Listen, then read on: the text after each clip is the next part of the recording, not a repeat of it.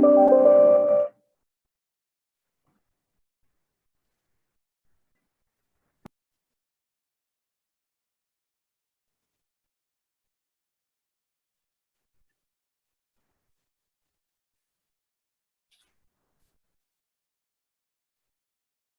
morning, dear participants and dear distinguished speakers.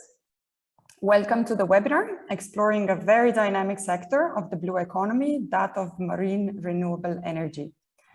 In today's webinar, we will be looking at the opportunities that marine renewable energy offers in terms of technological development and innovation, as well as employment and jobs. We will not shy away from concerns relating to the development of the marine renewable energy, but all of that in the spirit of positive narratives. As societies move towards sustainable consumption and production under the exigencies of the climate change and sustainable development goals, what role can marine renewable energy play in that transition? That's our leading question. My name is Irnea Penza. I act as the head of academic affairs at the Euro-Mediterranean University, EMUNI, which supported the Union for the Mediterranean in the organization of this webinar. We have a lineup of very competent speakers throughout the morning that we should not keep waiting. We are nevertheless keen on engaging with you as the audience. To that end, please feel free to use the chat function. Use it to share information, comment, ask questions, and exchange views. And secondly, we will also be launching some polls in the breaks to invite you to cast your votes and express your opinion through the questions that we will be asking. Finally, I know that this webinar is offered in 3 languages, that is English, French, and Arabic simultaneously. And you can switch between the channels by pressing on the globe button on the bottom of the screen. Without further ado, I would like to invite the UfM co-presidencies, the EU and the Jordanian co-presidency, to give introductory remarks. Please, Mr. Felix Leinemann, the floor is yours. Good morning, also from my side. Thank you very much for the introduction. And thank you for inviting me and giving me the opportunity to open this webinar on behalf of the European Commission, together with the co-presidency, of course. I think it's very timely to focus on marine renewable energy in the Mediterranean. The UfM ministerial declaration from February this year emphasized it as one of the 10 priorities. And now the roadmap, I understand, is being developed to help countries advance the objectives within it. This is very much in line with what we have done in the European Union, and we are very much willing to support this work. In May this year, the European Commission adopted what it called a new approach for a sustainable blue economy, and that includes an explicit commitment to supporting non-EU countries. Our objective with this strategy is to deliver what we call the blue contribution to the European Green Deal and address the double challenge of decarbonization, reaching a carbon neutral economy by 2050, and preserving biodiversity. The Agenda 2030, so the Sustainable Development Goals, and notably Sustainable Development Goal number 14, calls for a transformation of our economy. And this should also apply to all the sectors of the blue economy. And the ocean and seas, and in particular the Mediterranean, are under severe pressure due to human activities, from climate change, from biodiversity loss. And this undermines many activities that are themselves dependent on healthy seas. This is why we have set an agenda for the transformation of blue economy value chains along the priorities of the Green Deal: decarbonization, biodiversity and climate adaptation, circular economy, and also responsible food production. But here today we focus on marine renewable energy. And the EU Offshore Renewable Energy strategy that was adopted in November 2020 set a plan to boost and investment and facilitate the development of offshore renewables. That includes different technologies that are at different levels of commercialization. We speak about fixed offshore wind, but also floating wind that is now coming into the market. And then technologies that are a bit less developed, like wave, tidal energy, but where we can already see very promising projects in the Mediterranean. And you will hear more about this during today's webinar.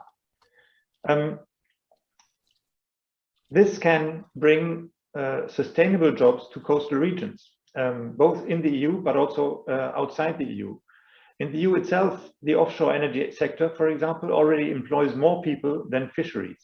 And between 2017 and 2018, the jobs increased by 15%. We think that this could triple by 2030. Of course, what we need for that is good planning. We need to manage better the interactions of offshore renewable farms with the marine environment and with other sectors, notably fisheries, but also tourism and shipping. And we need to encourage coexistence among sea users and find the synergies between the difference. This is what, and for that purpose, we have maritime spatial planning. We have a directive in the EU that encourages member states to adopt maritime spatial plans for their waters. And we're also working across the Mediterranean together with the Intergovernmental Oceanographic Commission of UNESCO. We set up a project called MSP Global, which developed a pilot project in the Western Mediterranean. And we also elaborated recommendations for MSP, maritime spatial planning, in the Mediterranean that were published earlier this year. You have a very interesting webinar ahead of you, and I wish you a successful day for that. Thank you. Now over to the co-presidency. Thank you very much. Indeed, over to Mr. Mohammed Al Sakran, the co-presidency for Jordanian side. Mr. Mohammed Al Sakran, please take the floor. Yes, thank you, Irina, and thank you, Flex, for the introduction. Of course, on behalf of the UfM co-presidency and the Hashemite Kingdom of Jordan, it's my pleasure to be here with you. As Flex mentioned, it's very important that we recall the ministerial declaration that was announced in February with the 42 countries of the Mediterranean, where the UfM countries have agreed by the ministers to intensify their efforts toward a sustainable blue economy in the Mediterranean. And by doing so, they recognize that the marine renewable energy can play a role in the meetings to reduction targets in the greenhouse emissions and combating climate change. Also, they recognize the potential of the marine renewable energy for the sustainable development of the economies of the coastal area and islands. And the need for closer regional cooperation.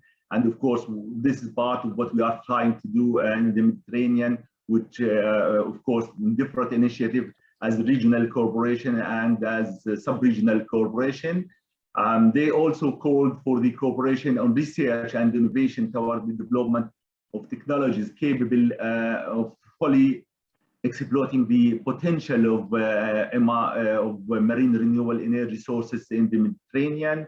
Of course, we had the pleasure to visit different projects that was supported by the EU and different countries regarding the marine renewable energy and their progress to transfer the technology. Of course, clean offshore renewable energy is the key tool in reaching several SDGs and mitigating climate change, and shall significantly increase its share in the global energy mix. And this is very important issue that was discussed in COP26 and in different issues. As part of this mix, of course, hydrogen is looking to have a good share of the energy market. Green hydrogen has seen as an increased interest over the past years. Of course, particularly as a solution to decarbonize the hard-to-abate sector, with the energy sector. The synergies that for the use of offshore wind have not gone unnoticed, with many large-scale offshore wind development underway, ever declining offshore wind costs. There has been never a better time to consider this collaboration. of course, the collaboration between the maritime or the marine renewable energy and green hydrogen will be flourished in the future, the near future. Of course, it will be a very interesting how we can bear the knowledge from the offshore renewable energy with this exciting clean molecule that, of course, Europe and the whole world is looking at it. Of course, as you are all aware, the marine renewable energy given a prominent role within the group, the European Green Deal, and of course the COVID recovery package. And that's because the marine renewable energy could help to reduce annual greenhouse effect or emissions by 10%. So that the global temperature does not exceed the critical threshold of 1.5 in 2050. And this is very important for the whole globe and for our kids in the future. This will expedite creating new direct and indirect job in this promising sector. And of course, we all know that what happened with the what was the effect, the bad effect of COVID-19 on losing a lot of jobs, and the unemployment rate that was very, very high in different countries. Of course, this fast-growing sector, the marine renewable energy, is a considerable potential in terms of technology development and employment opportunity, where the young people are keener to move to, because they are looking for the environment and they are looking for the technology. The technical and professional skills needed in this sector varies from eco jobs, design and planning, energy policy, analysis, of course, energy economics and consulting, and research and development, among many other skills. Finally, of course, the most important thing for us in the Mediterranean, along with a lot of other things, environment and the temperature and all these things, the creating of new jobs. During this webinar, I would like to grab this opportunity to highlight on how such expanding green industry will create new potential employment opportunity in the region, in addition to many others. I would like to thank you, and of course we have a very extensive program for today. Thank you, Irina, and best of wishes. Thank you. Thank you very much. Indeed, we have a lot of substantive contributions, starting with the developments at the level of the UfM. Mr. Gramenos Mastroianni, the Deputy Secretary General from the Energy and Climate Division, would give some remarks. I would welcome Mr. Mastroianni now. Thank you very much. Good morning, Excellencies, ladies and gentlemen. My compliments for organizing this important moment of reflection. I'll be talking under the considerations and also the emotions of COP26, from which I've just come back, to tell you basically we need you, but we're also here to help you. We need you. It's obvious. Ecological transition can only come out of incremental improvements in all sectors, and this sector represents an important asset. But we are also aware of the fact that it is difficult, in the sense that you need to transform this sector in something that goes beyond public planning, subsidized initiatives. It needs to become sound business. Being sound business is part of sustainability. Public climate finance is still under discussion, but climate finance is there with a lot of private sources, but they're looking for income generating ventures. And the Mediterranean is a complex puzzle. To be an income generating, you need significant markets for your output, but markets around the Mediterranean are fragmented. You will have to overcome legislative differences, market barriers, interconnection problems. In this sense, I would just like to highlight, we are here to help you. We have a mechanism called the energy platforms, where we can And it's quite unprecedented for an international organization, but it's in the line of the times that we are living. You have a potential. We can provide you the context to help you overcome everything which is not technical, which is legislative, which is regulatory, which is political. We will be happy to give a little hand in enhancing projects in this sector, simply because, as I said, we need you. Thank you very much. Thank you very much.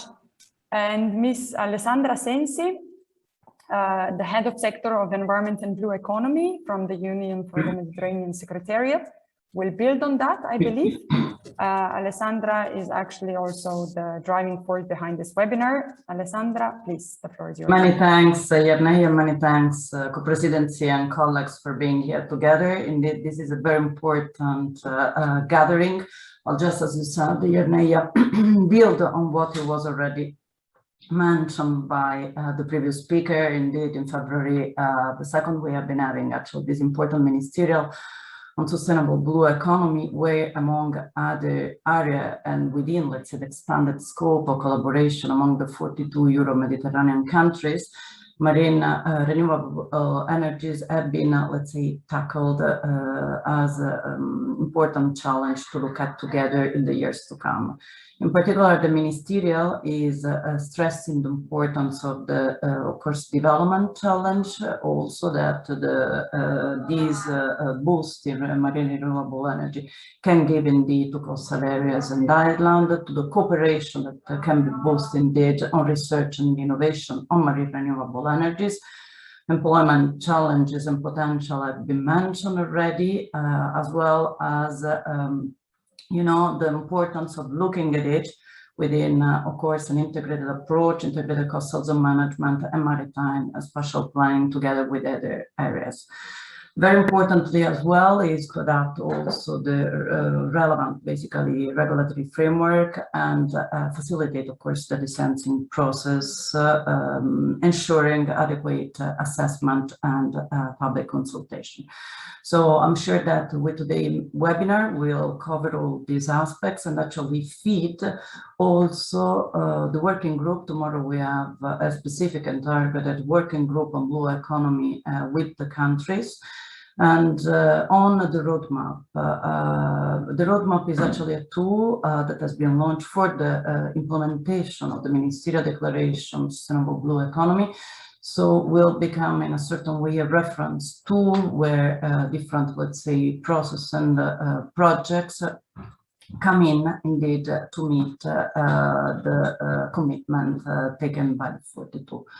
I'd like also to conclude by saying that we are also looking together with IFIs to the possibility of setting up a dedicated blue fund for the Mediterranean, and of course also with other important partners, including WWF, that was actively involved with the EIB, with the Gemare and others, and is actually involved in sustainable blue finance. Let me also add that we are planning, is still to be defined, Blue Finance Conference next year, but this is something that again will be discussed with the countries during the upcoming working groups, and of course, I mean, will be shared with all the relevant participants as soon as it's defined. So thank you very much. And I leave you the floor, Yerneia, to start our session. Thank you very much. Thank you. The way we want to start this session is just by launching a very quick poll with the help of Slido software. So you will be, if you can just move to the next slide. We are inviting you to log in to Slido by either scanning this code or writing slido.com and entering the code MRE. And we have a few questions that we want to launch for you.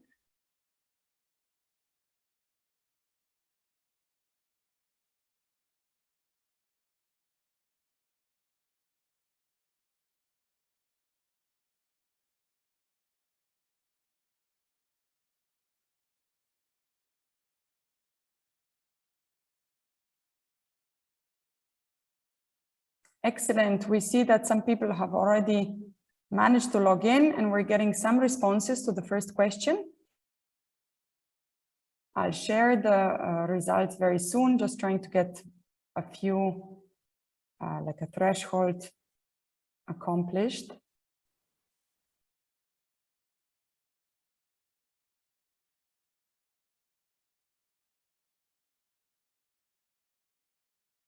So this first question is asking about the composition of today's audience. We would like to know a little bit of who we are. So apart from the organizers, who is the rest of the audience? Are they coming from participating as citizens, as potential investors, as policymakers, or as civil society / environmentalists? So let me share now the results.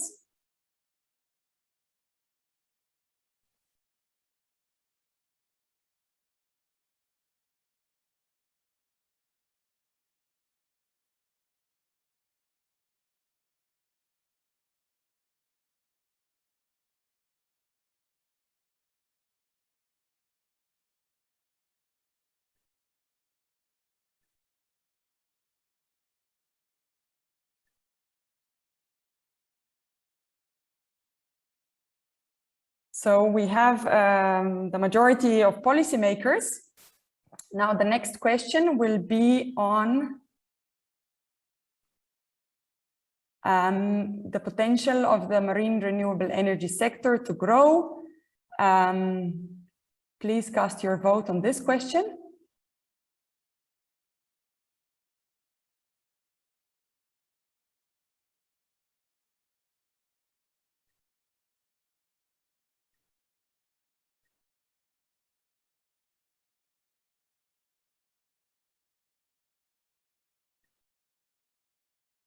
Okay, so we have almost unanimously agreed that this sector should expand significantly rather than just slightly or expand slightly. Let's wait a little bit more for the new responses to come in.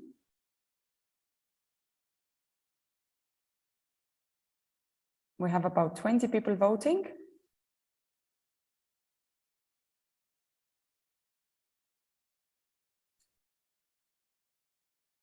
And the third question in this round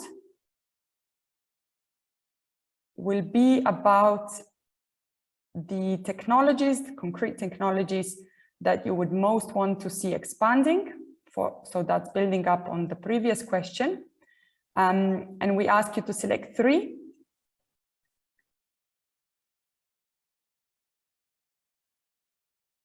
Wave, floating, tidal, offshore wind, and ocean thermal energy are among the candidates, and we would like to ask you to rank them.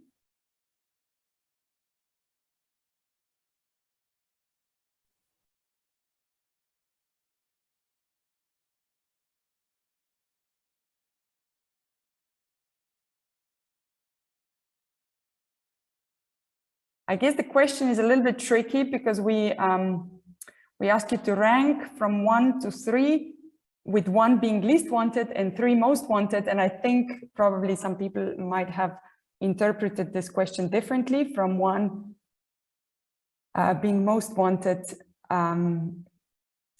So there's some methodological uncertainty around this answers, but nevertheless, I guess the most attention and most spotlight is on wave energy, offshore wind energy, and floating solar. In either way, either in terms of it being the most wanted or least wanted. We'll have to follow up on that. We'll engage the audience. You can share the comments in the chat, please. And let's leave it here before we move to our speakers in the first panel after the introductory remarks. We have a lineup of 7 speakers, the first of which, Mr. Thomas Brejon, was unfortunately had to cancel last minute because of health reasons. We wish him all the best, and we're very lucky that we have Miss Céline Franck replacing him in the very last minute, which we're really grateful for. So Ms. Céline Franck, the floor is yours. Thank you very much. Good morning, everybody. So I will try to share my screen with you now.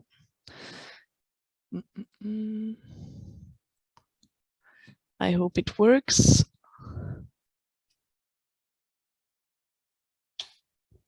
Can you see my screen? It works very well, yes. Perfect. Okay, I'm back at the beginning. You may want to put it in the present. Excellent. This is great. Okay. Thank you. So yeah, I'm Céline Franck. So I work in the same unit as Felix Leinemann, who did the introduction this morning. So we mostly work on maritime spatial planning and the blue economy sectors. So as mentioned by Felix, we recently adopted a new approach to sustainable blue economy, which if you look at the 4 pillars of this strategy, all of them actually concern from far or close renewable energy. So of course, decarbonization, to reach our targets from the Green Deal, we will need to move offshore. This is quite evident. And it has started already in the Baltic and the North Sea, but it's gonna start and go fast also in the Mediterranean Sea. It's also about biodiversity and coastal resilience, and there, if we think about the development of offshore renewables, we want them to happen in the most sustainable and also less harmful to biodiversity way. And so for this, it needs good planning, and we need to invest in really nature-based solutions. So this also requires innovation ahead. We see new sectors also in the marine renewable sectors. We see floating wind being developed, wave and tidal that were in the poll as well. And we need more knowledge on what are their impacts. So this is also an important strength to invest in for the sector.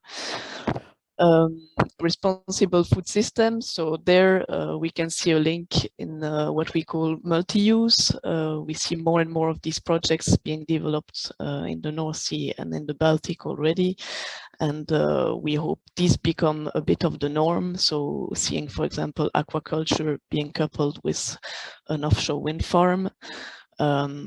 It's you create space in the sea and structures that can be used for other activities. We see also developments of energy platforms which can be used for ocean observation and producing food as well. So these are projects that are still pilot at the moment, but we believe are going to be extended and take more space in the future. And finally, circularity. I think the offshore renewable sector is not scoring bad there. We have a relatively high recyclability of components for offshore wind, but we can do better. We want to reach 100% circularity for the sector, and this also requires more research, more innovations. Important new policy that came in last year. It's the Offshore Renewable Energy Strategy, with a very ambitious target for the EU. It is clear that we cannot only have this development in the North Sea and the Baltic. There's a big role for the Mediterranean and the Atlantic Sea basins to play in the coming year. And also there's a good case for outermost regions and islands, which have a lot of energy from the ocean that can be used as well, and in the Black Sea too. So there, the priority actions from this strategy, well, there is a big pillar of maritime spatial planning, as mentioned by Felix as well. We need to plan for those developments to be done in the best way. And we have a maritime spatial planning directive in the EU. that is in this year has reached a first year of implementation by which all member states should have a plan. There are a few delays, but we see that most member states have done a lot of preparation works at minimum and have their plans almost ready. So this is really good. It's first in the world, let's say, to have so many countries together having a maritime spatial plans, and we believe this is gonna really help the offshore renewable energy sector to establish and to reach its targets. So there is a strong strand on the grid infrastructure, which is very important to be sure that all this electricity produced at sea can be well integrated to the grid. Research and innovation, I already mentioned. If offshore wind, fixed offshore wind is already quite well developed and profitable, other sectors still need more support. So it's the case for wave and tidal energy, for example.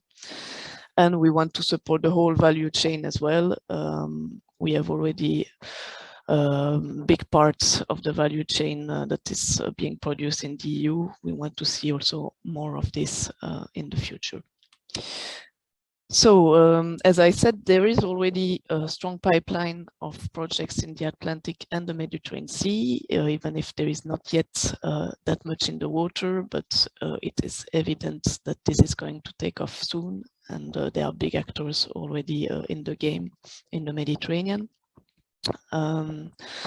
So I mentioned already maritime spatial planning, protection and conservation of the environment. As you say, as part of the Green Deal, we already have high targets for biodiversity protection, so 30% protection also at sea.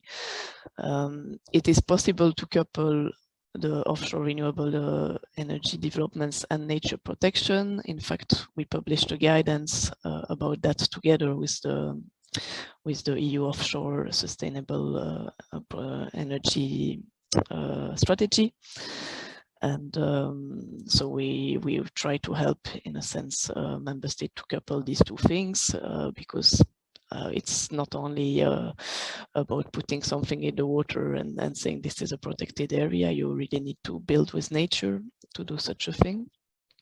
Well, it's also about the maritime dimension of all these developments. So infrastructures in ports, which require big investments as well. As mentioned by Felix, we expect a lot of jobs to be created from this sector.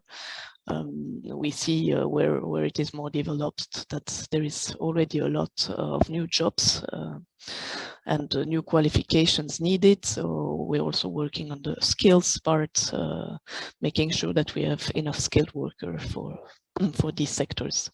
And as I said, it's not only about wind energy. Of course, floating wind will play a big role in the Mediterranean, as you know, regarding the geomorphological composition of the sea.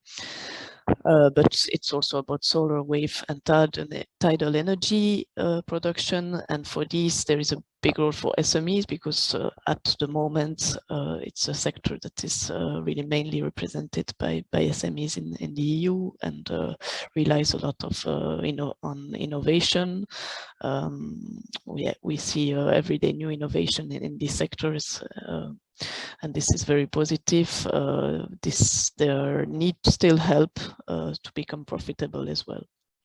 And I mentioned circularity by design, so something that is to be thought well in advance, even when we speak about very innovative sectors that are still being developed.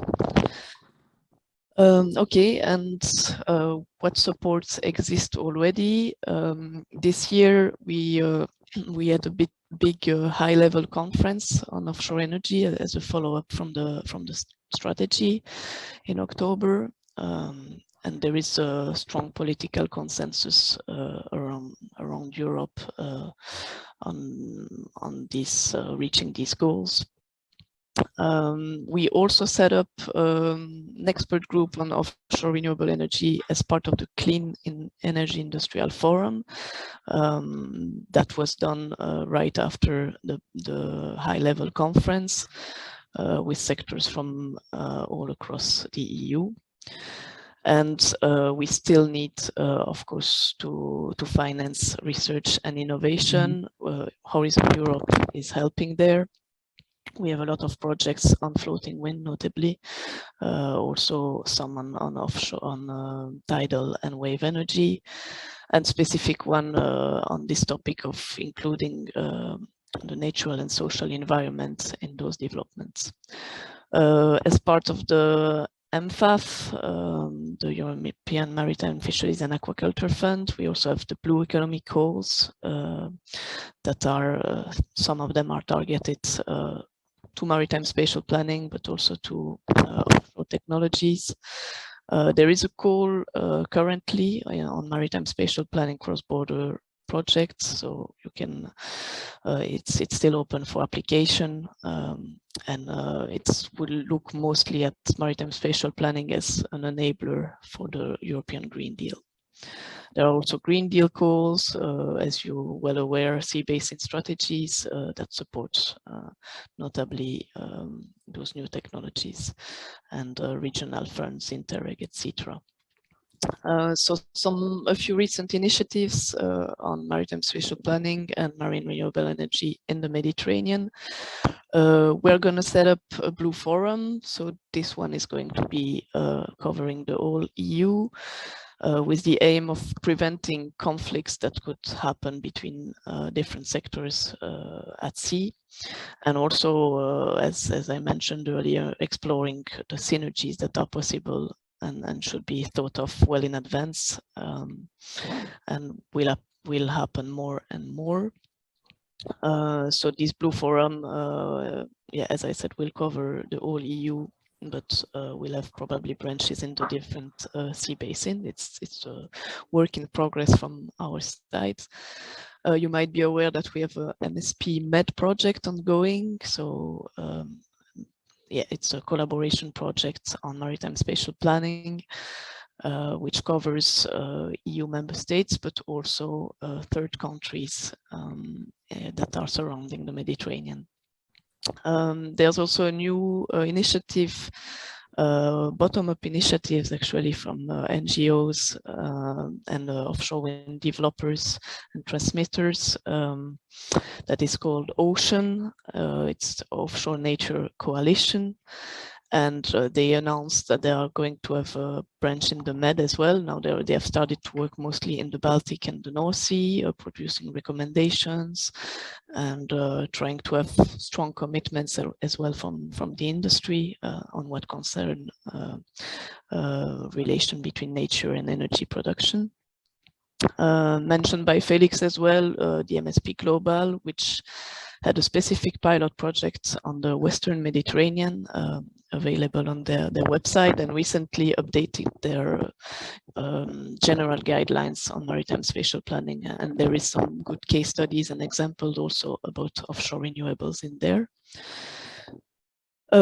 Recently, we also published a guidance on the ecosystem-based approach in maritime spatial planning, which also concerns new activities, new development at sea, how to make sure that they take into account ecosystem-based while being developed, which are the tools that exist for that. And finally, this would have been presented by Thomas, but I recommend you to go and check the study of last year on the offshore grid potential in the Mediterranean region. It was an extensive one-year study, and I think you can find a lot of information interesting in there. And I think that's it for me. Thank you.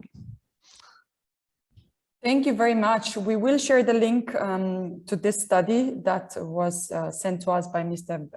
Thomas Brejon. And building on this broad presentation, or rather overarching, we'll have Mr. Hatem Ladibi from the Mediterranean Renewable Energy Center, also looking at the potential of marine renewable energy. Hi, good morning. Yeah, I'm trying to share my screen and I cannot.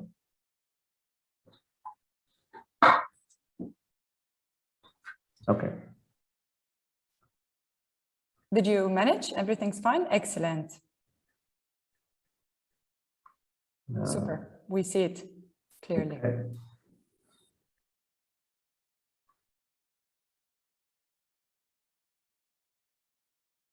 How about now? Perfect. Okay, great. Yeah, good morning. Thanks for this opportunity. I'm Hatem Labidi. I work at the Mediterranean Renewable Energy Center, MEDREC. I'm in charge of strategy and project design activities. And I'll mention mainly through a couple examples, fast advancing technologies we are currently working on with our partners and some promising opportunities. But first, a couple words about our organization, for those who do not know it. So the Mediterranean Renewable Energy Center is a non-profit economic interest group that was jointly created by the Italian Ministry of Ecology and the Tunisian Ministry of Energy in 2004, with participation of different Mediterranean agencies in charge of energy. And our core mission is to boost collaboration for sustainable development and energy transition in the Mediterranean region. So some past projects where we have been involved in implementing nationally in Tunisia and in Mediterranean as a whole, some programs like ProSol program, which was replicated in other Mediterranean countries. Currently, we are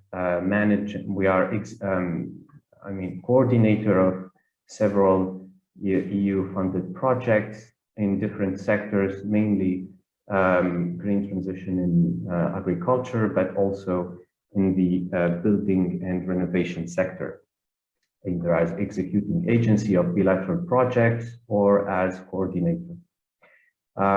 And so recently we started working on marine renewable energy, especially with collaboration with our partners, mainly the National Institute of Marine Science and Technology in Tunisia, but also the Oceanographic Institute in Italy. And we're targeting mainly the implementation of pilot projects in the Mediterranean region, especially the south shore of the Mediterranean. We are targeting initiatives like Blue Med and Deep Blue, and of course Horizon Europe. So our goal in all this is to work and to see the potential of renewable energy as a contributor to decarbonize the blue economy, and also, as was mentioned previously, by to help create new jobs, for instance, in desalination, in cooling, and but also as a way in implementing the new energies in themselves. So in a recent study by the European Commission, technology mixed areas have been identified mainly on the North Shore, and these technology mixed areas, so basically they offer the great cost-effective potential for the implementation of marine renewable energy. And we started already seeing the implementation of projects like in the Gulf de Lion in southern France, but also in other regions.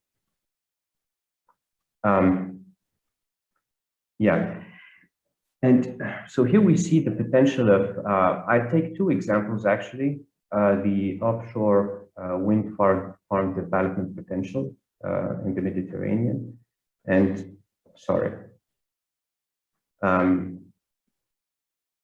and also the importance of bathymetry maps here, and I come back later to this. So, yeah, and we can see how relevant it is to work on both sides of the Mediterranean, because also we have the interconnection between these identified technology mix areas. And so this one example I mentioned earlier, we started working on. This is based on a previous study by National Institute of Marine Science and Technology that succeeded in identifying tidal energy potential, which is quite rare in the Mediterranean region, in the shores of eastern part of Tunisia. And another possible area of implementing this is the Strait of Messina in Italy, which was identified also as with a large potential for the implementation of this technology. Now I come back to the bathymetric map of the Mediterranean Sea to show the importance in some areas of the deployment of these cost-effective solutions. We know that floating offshore wind turbines are expensive, so in some areas we could envision still using the fixed offshore wind turbines.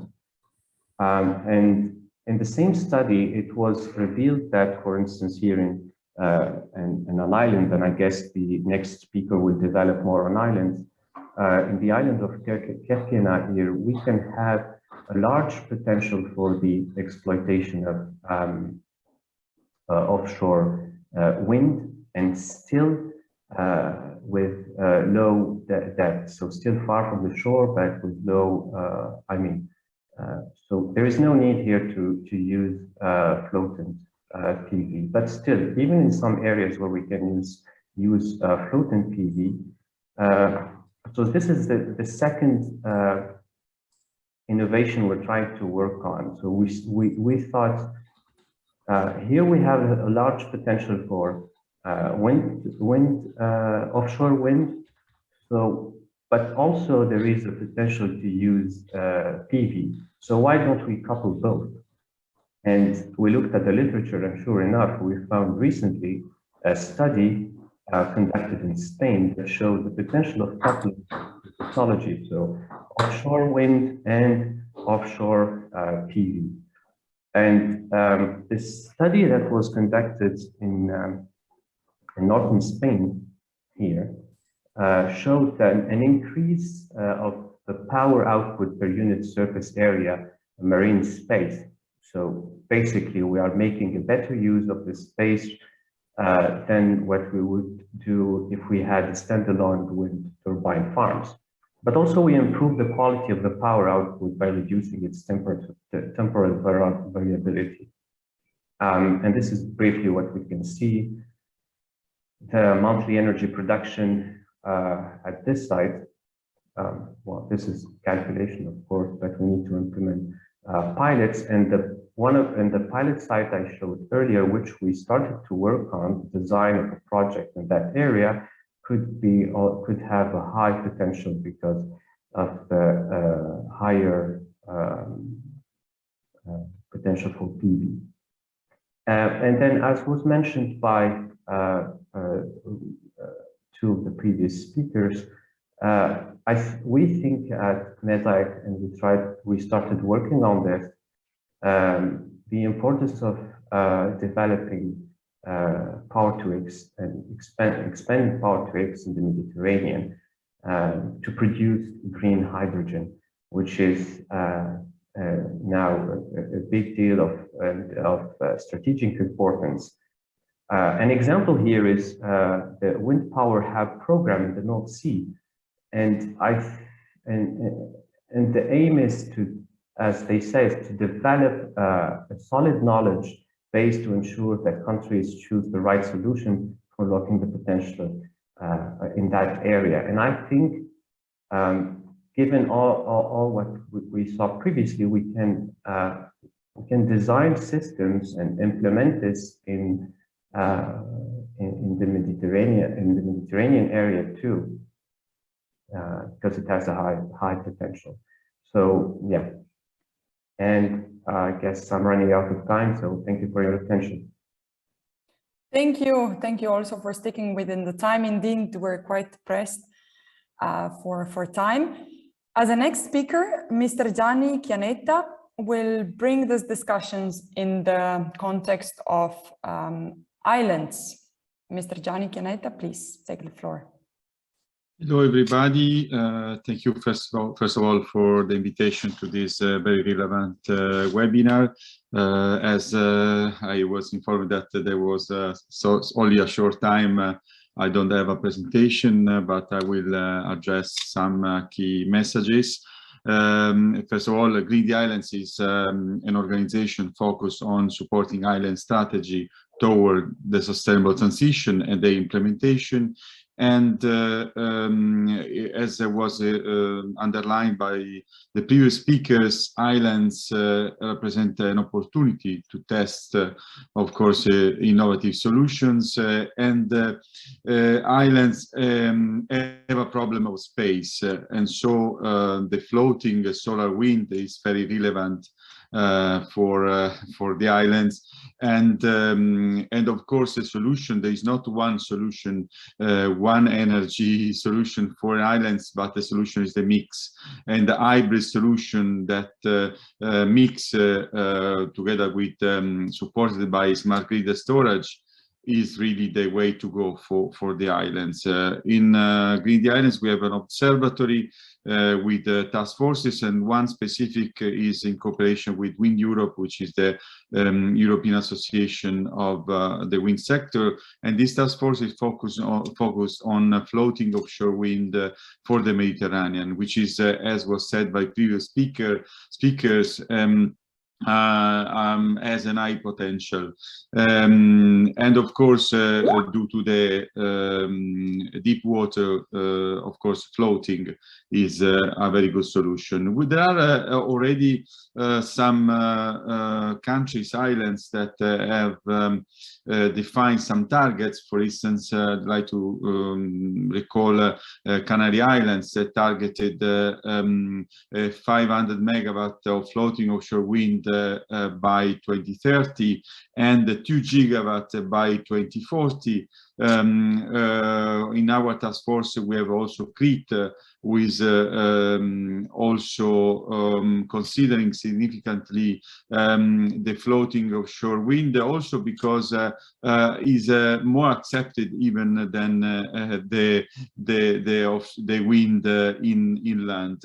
And Sicily has a target of 70% of energy from renewables by 2030, and floating is one of the major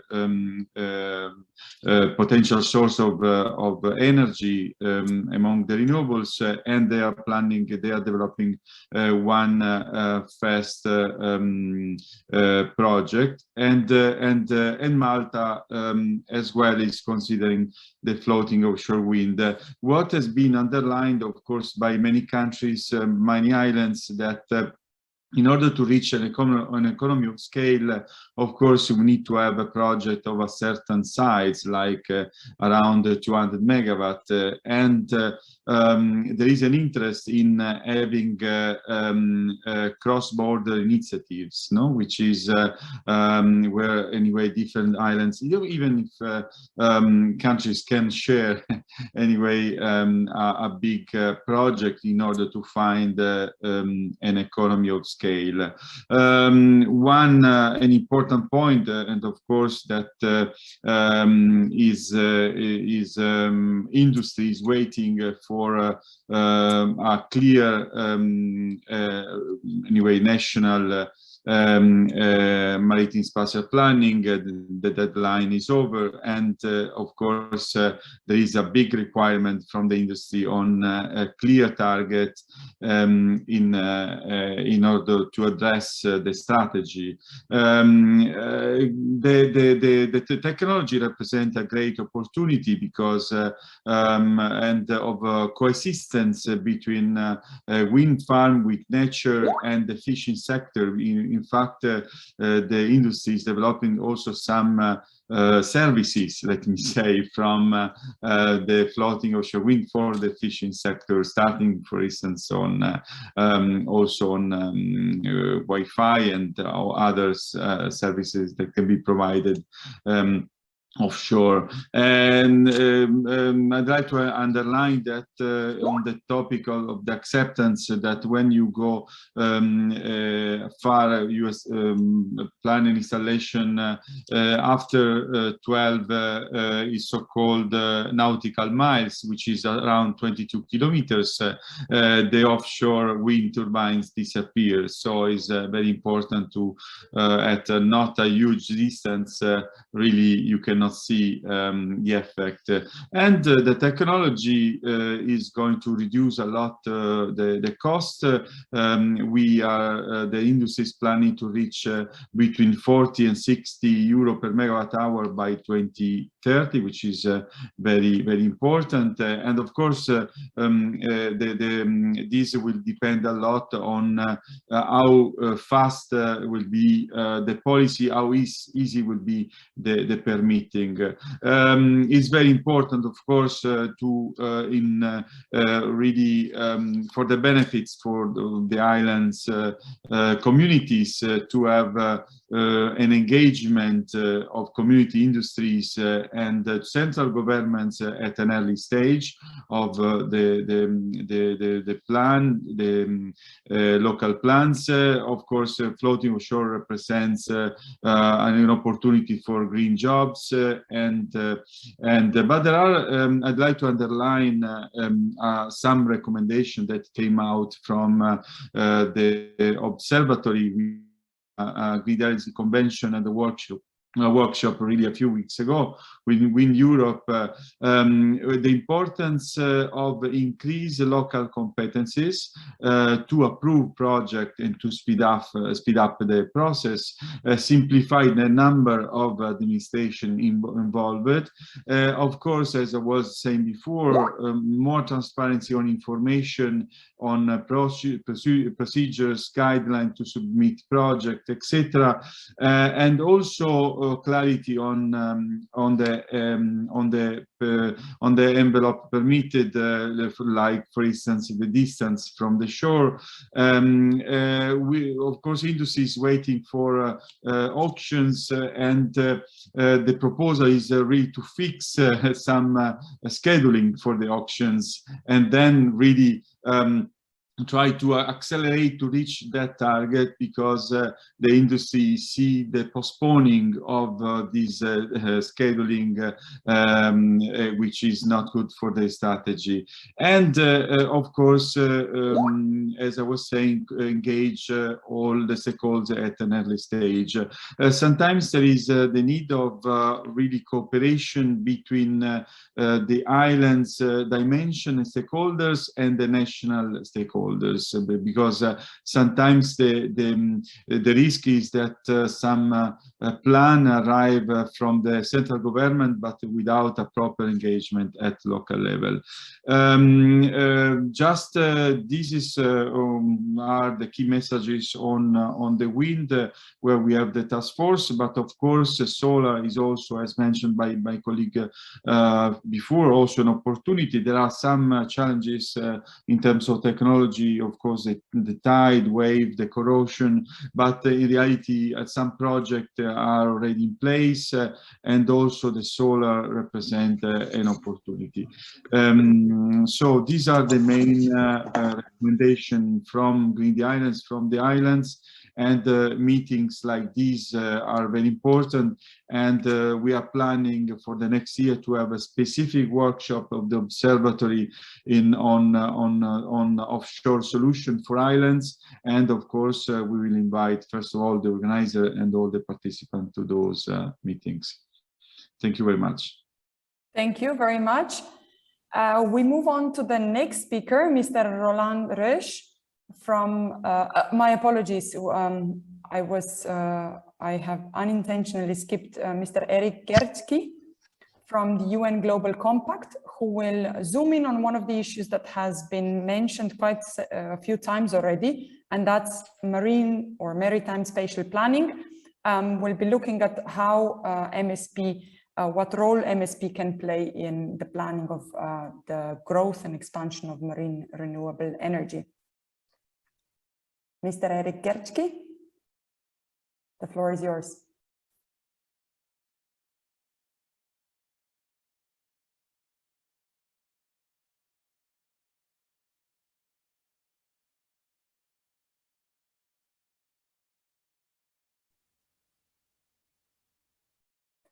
It seems that my unintentional mistake happened to reflect the reality, and Mr. Gertski is not with us at the moment. So why don't we move on to Mr. Roland Rösch from International Renewable Energy Agency, who will be speaking to us on the offshore renewable energy and its socio-economic benefits, but I have a feeling also on issues broader than that. And after him, we'll have a look at whether we can get a view from UN Global Compact. Mr. Rösch, thank you for skipping and being with us one speaker earlier than planned. Yes, Janica, thank you a lot. Thanks for the invitation of the International Renewable Energy Agency. My name is Roland Rösch. I'm Deputy Director of the Innovation and Technology Center of IRENA. IRENA is a governmental organization with 164 member countries. I think most people speaking here are coming from these member countries of IRENA. We are kind of since 2014 on behalf of about 45 members. We are working on ocean energy technologies, and I would like to present how we see the current situation with ocean energy technologies, and I would like to give an outlook about this. Can you see my slides? Not yet. Not yet? Okay, 1 second. Should actually work. Now something's getting okay. Warmed up and we can see your slides perfectly. Can you see my slides? Okay, very good.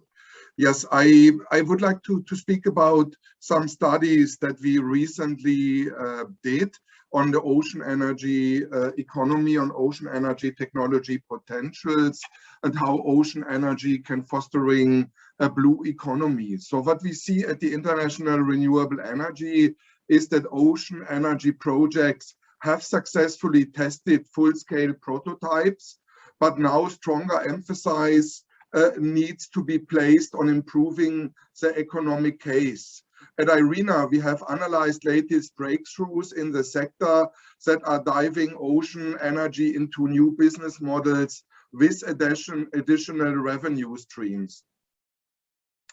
These innovative business models I will talk about here are leveraging the synergies with other emphasis needs to be let's say other markets helping ocean energy technology to reach a sound level of commercialization and enable a wider deployment of these ocean energy technologies. All of this project had successfully tested full-scale prototypes, which shows that not research and development, but the commercialization phase was the decisive factors. Subsidies and grants helped to develop the technology, but now the projects, by finding additional revenue streams and creating new business models is the key, and using synergies with related markets to allow the projects to become more viable. And I think in my previous, let's say the colleagues that presented previously here, they also made the case of sector coupling and connecting, let's say, with other markets. And let's say if we look at the status of the ocean energy markets here, we clearly see that offshore renewables include offshore wind, so fixed and floating foundations, ocean energy, wave, tidal, ocean thermal, energy conversion and salinity gradient, and floating solar photovoltaic technologies.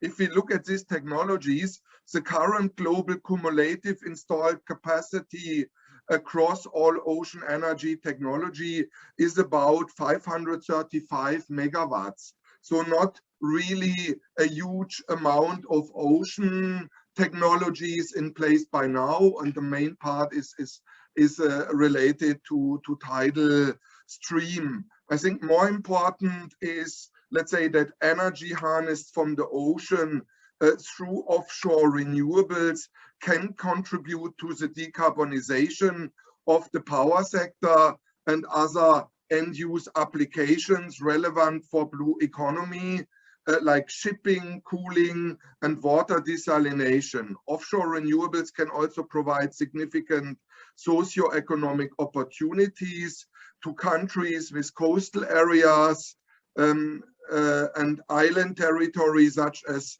job creation, improved livelihoods, local value chains, let's say, to create job and enhance synergies between blue economy actors. And let's say more important as of what is implemented is for IRENA the potential we see. And IRENA sees in its World Energy Transition Outlook that there is for offshore energy, ocean energy technologies, we see a market potential till 2030 of about 10 gigawatt, and we see a potential till 2050 of about 100 gigawatts. So the potential is very important. The cumulative Mr. My apologies for interrupting you. It's just that you have quite important numbers which are not seen very clearly because the font is small. Is there a way that you enlarge this? Perfect. Like, is this better? Yes, this is much better. We didn't want to miss the information. Okay, thank sorry. you. The cumulative tidal stream and wave projects being developed are in the pipeline, here excluding tidal range technology, account for almost 3 gigawatts, with the vast majority being developed in Europe, so about 55%, followed by Asia and the Pacific with 28%, and Middle East and Africa about 13%, with the remaining share being split between North America, so 2%, and South and Central America, about 2%. IRENA projects that ocean energy would reach 10 gigawatt of installed capacity by the end of the decade. So that's the message. There has been a really important progress. We have seen a similar slide here, and I spoke about the challenges related to now commercialize a technology which is ready to go into the water. And there we clearly see it is important to connect ocean energy technologies with the mainstream shore renewables, because let's say ocean energy technologies are much more stable. They do not have the level of variability as the conventional onshore renewables like wind and solar. And let's say combining the two helps a lot to stabilize the energy systems onshore. So that's a very important part also to bring the coast down. In many of the islands we are working with, but also on coast shore countries, water shortage, sweet water shortage is a big problem. Let's say to combine the desalination with ocean energy technology is another approach of sector coupling. Also, let's say, especially in sub-Sahara Africa, but also on many islands and in the Caribbean and on some islands of the Pacific, let's say, bringing cooling through ocean and thermal energy conversion helps to commercialize this technology better. Also, we have seen, and we looked in many cases, and I will show some cases here, the combination of combining ocean energy technologies with shipping and aquaculture helps to set up a comprehensive, connected island and onshore shore economies that combines ocean energy technologies with all kind of uses onshore. These are some examples that you can find in our reports, which you can find on our webpage for free. You can see that here is great opportunities, and there are real projects in place that combine the ocean energy technologies, wave, tidal, and ocean thermal energy conversion with let's say onshore usages. So here mentioning power, desalination, cooling. Also the oil and gas sector is taking advantage of ocean energy technologies. We see fisheries, aquaculture that is combined with ocean energy technologies, and more the shipping sector is also connecting, let's say, with ocean energy technology use. I will go into more of those cases. Here is a very interesting kind of combination of ocean thermal energy conversion. And you see, just for instance, in the Caribbean, we see about 1,000 megawatt of, we see about 1,000 megawatts of a potential for ocean thermal energy conversion that can be, and we have seen this in the Caribbean on the ABC Islands of the Netherlands, where ocean thermal energy conversion is combined with a sweetwater production, desalination, but also with cold water production and cooling. And so ocean thermal energy conversion in this combination can help to produce drink water, can help to water irrigation. It helps to produce aquaculture and also water that is of a level of purity that can be used for cosmetic production, as we have seen in Japan. But then, let's say, also air conditioning and electricity production from this is important. So these innovative business models go further and combining and stabilizing conventional ocean offshore technologies, let's say wind onshore, solar, but also floating wind can be combined with tidal wave technologies. And these are all projects I'm listing here that are in place and working well at almost a commercial level. Let's say, as my last case, I would like to bring to your attention here is what EMEC is doing with the HIT project.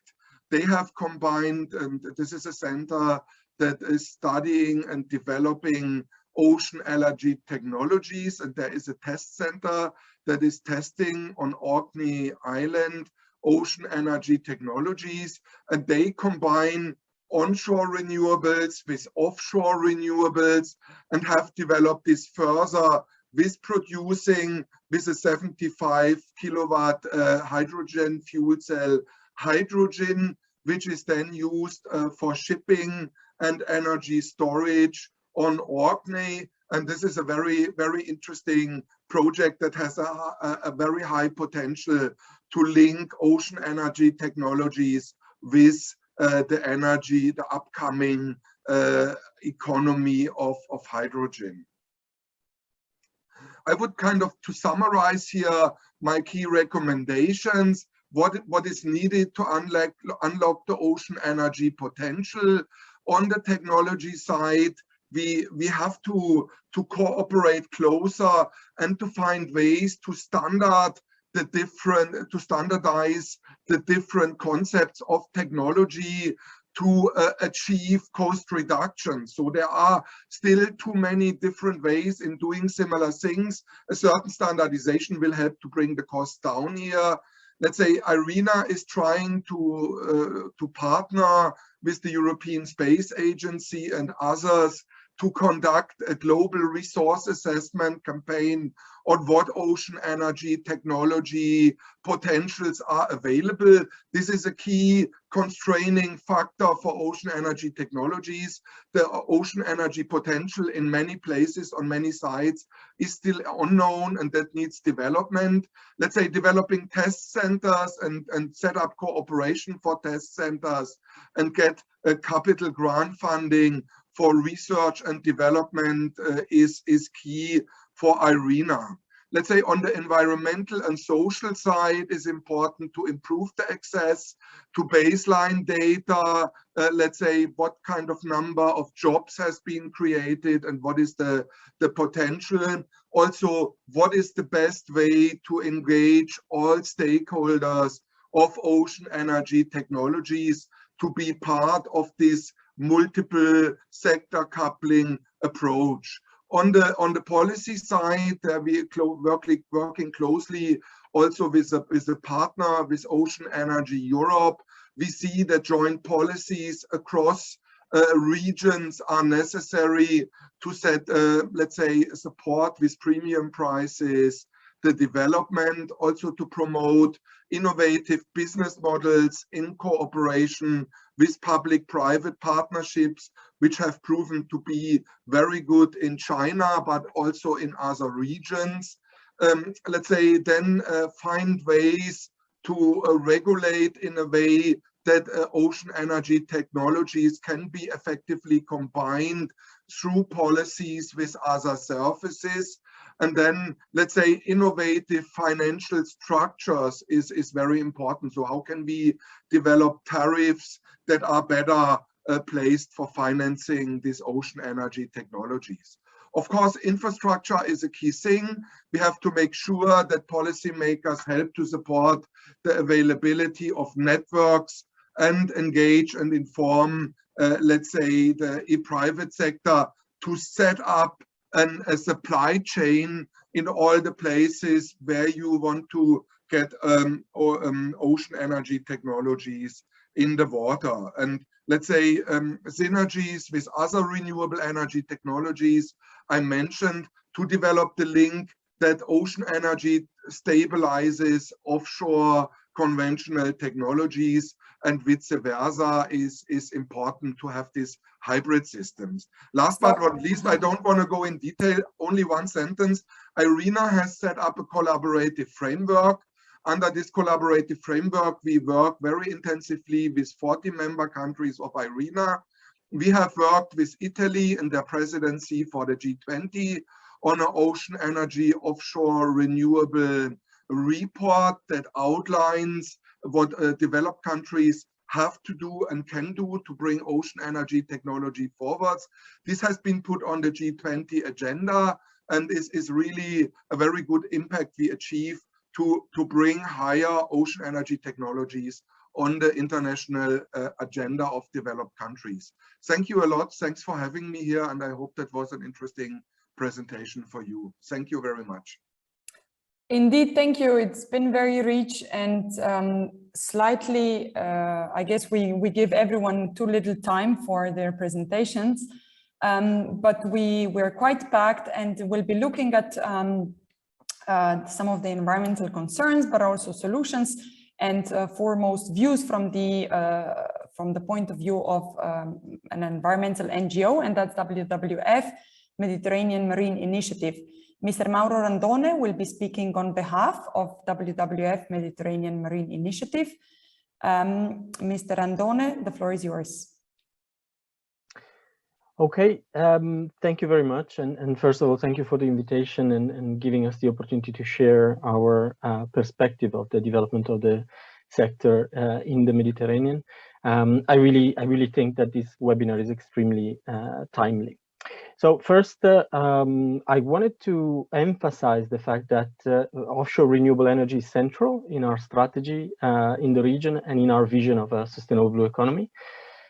This is an infographic that we use quite often, and I think it's quite representative of the centrality of the offshore wind farm sector, but also on the importance of the other two key elements. So the environment on one side, and of course the social aspect, and so coastal communities and the economies.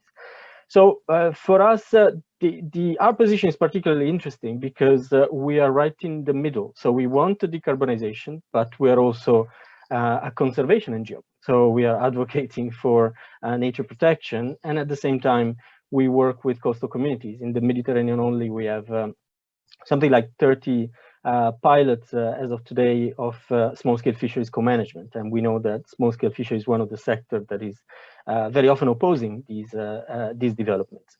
So in synthesis, we believe that the sector needs to take into account all these aspects. Now, offshore wind farm development has environmental impacts, and that is a fact. We are very often talking about large infrastructure that require complex installation maintenance processes. During different phases of the life cycle of these farms, we have different types of impacts, as you can see from this table. Most of them can be classified from low to medium, but there are some high impacts, and particularly during construction, and these really need to be taken into account. Now, there is new technology emerging, like floating. It has been mentioned before. We all assume that this technology is going to have lower impacts, but there's very little research to prove this as of today. So one of the key points is that research needs to be improved in that direction. We then have cumulative impact, and this is something that is very often not addressed. So, for instance, we can do a good job in assessing the impact of one farm. I take the example of Italy, for instance, but in Italy there are now something like 39 projects being proposed. So what is the impact of the combination of all these projects on, for example, bird migration? How about the fish distribution or noise? So the combined effects still are not addressed sufficiently, and especially not only within farms, but also with other sectors like maritime transport or fisheries, for instance. And then we have the social side of things, which, if we have developers in the room, I think they can confirm that this is probably the main constraint for most projects right now. It is understandable because the projects end up very often in the middle of fishing grounds. They threaten the landscape value of some touristic destinations. So, local committees are formed, and very often the development gets stuck. So as I mentioned, we're in between. We're really trying to understand how to make it work because it's more complex than probably we thought initially. And I think that everyone, of course, presents the development of the sector and wants the development of the sector, but we really need to address all these elements. So quickly on what to do about it, what we started to do about it. From our side, first we started developing recommendations to MSP planners and MPA managers on the integration between basically the sector and protected areas. This is included in the Forest for MPAs project, which is an Interreg-Med, so EU-funded project. We also have a position paper, which is basically providing a view on the sustainable development of the sector. We are part of a renewable energy coalition, which is the Offshore Coalition for Energy and Nature, that includes NGOs, but also transmission system operators, representatives of the sector. So we really want to promote dialogue. And now there is an ongoing process to create a specific coalition for the Mediterranean. And finally, as Alessandra mentioned at the beginning, we work on finance. So in particular, we supported the UNEP financial initiative guidance for financial institutions on basically establishing guidelines for investors. So these are just few of the things that we're doing. We're planning to work even more to promote the sustainable development of the sector. I really want to close, I'll be brief, with 5 key points. So 5 main priorities for sustainable offshore wind farm development in our view. So the first point is that we really need to better assess and value and protect marine and coastal ecosystems while planning for offshore wind farms development. And this is, first point should be really, we should try to make this development occur outside marine protected areas. That's a priority for us. The maritime spatial planning is critically important also here, as mentioned before by some of the participants. I think ecosystem-based MSP is needed that ensures basically a transparent process involving the stakeholders and preventing conflicts from the very beginning. And we have proof of this in many countries where the development of the process, the offshore wind farm sector is proceeding really well. It's where a proper MSP process has taken place. The other point is, of course, that environmental impact assessments are key. As NGOs, we see them regularly, and very often, we see that the quality is very low. So these EIAs need to be taken extremely seriously, in our opinion. And a point on integrated approach, so ministries need to talk to each other. Alignment among ministries is also resulting into better stakeholder acceptance of the offshore wind farms development, and compromises are taken at a higher level as well. They need to be taken at the higher level. And finally, again, stakeholder participation is central. So this is not an easy task. It takes money, it's time consuming, it's financially demanding, but we cannot do without. And I will stop here. Thank you very much. Thank you. This has been brief, condensed, and very rich in information. Mr. Christos Mirnakis will be wrapping up this panel by looking at sustainable MRE investment. And then we might have another speaker. So Mr. Smirnakis from the European Investment Bank, please take the floor. Thank you. Let me pull up my screen, just a second.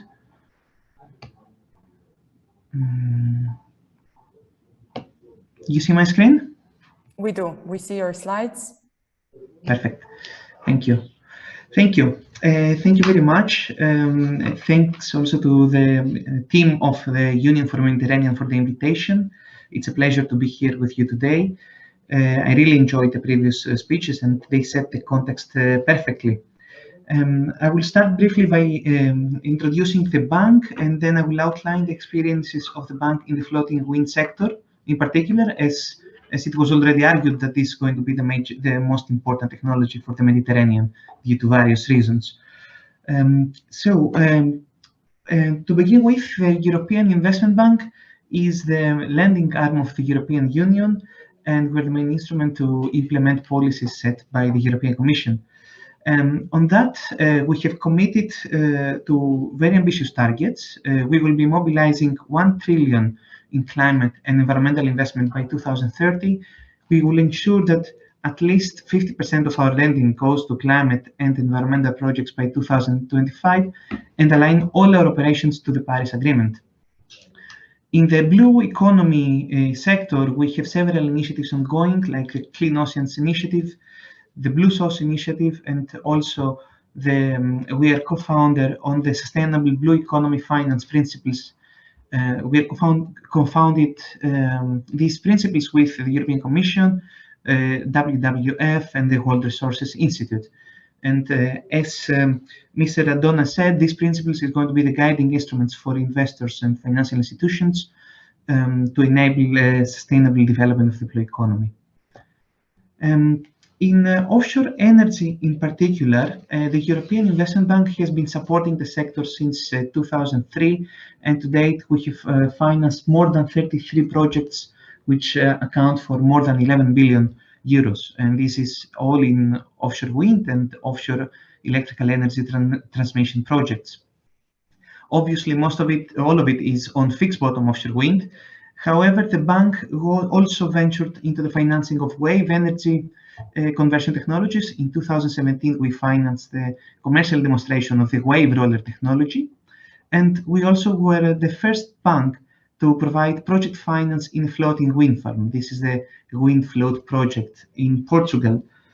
I will be focusing today on the floating wind farm technologies, as it's the most relevant for the Mediterranean. The wave energy technologies, as it was already mentioned, they're now completing the demonstration of the projects of the technologies in demonstration scale. So we will be monitoring this sector closely. However, today the floating wind farms have already been demonstrated in a commercial setting, and they are ready to be deployed at a larger scale. In this slide, you see the first project that we financed in the floating wind sector. It's the wind float in Portugal. In the photo, you see the towing process of one of the 3 units that were installed. This project is a 25 megawatt project and consists of 3 floating foundations. The project is interesting also because of its financial structure, because as Mr. Roland Roche from IRENA said earlier, innovative financial structures will be required also for growing the sector. In this project, we blended the financing with a grant provided by the European Commission under the NER 300 program. There was also a grant component by the Portuguese government, and our financing was provided with the support of the European Commission under the ENOFIN program, the ENOFIN Energy Demo Projects Financial Instrument. And this project is the first of its kind in demonstrating the technology, and it was also the first of its kind to raise finance from a bank. What is very positive is that after the implementation operation of this project, follow-up projects have been initiated using this technology. And what is even more positive is that now we see that commercial banks and other investors are very keen to support and finance this technology in the follow-up projects.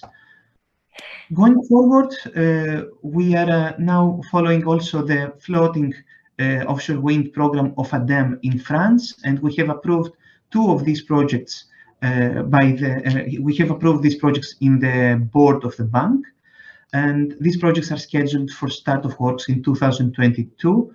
This program is a major milestone in the floating wind sector because it enabled development of 4 projects, each one of them demonstrating a different floating foundation, and it's a major milestone for the sector.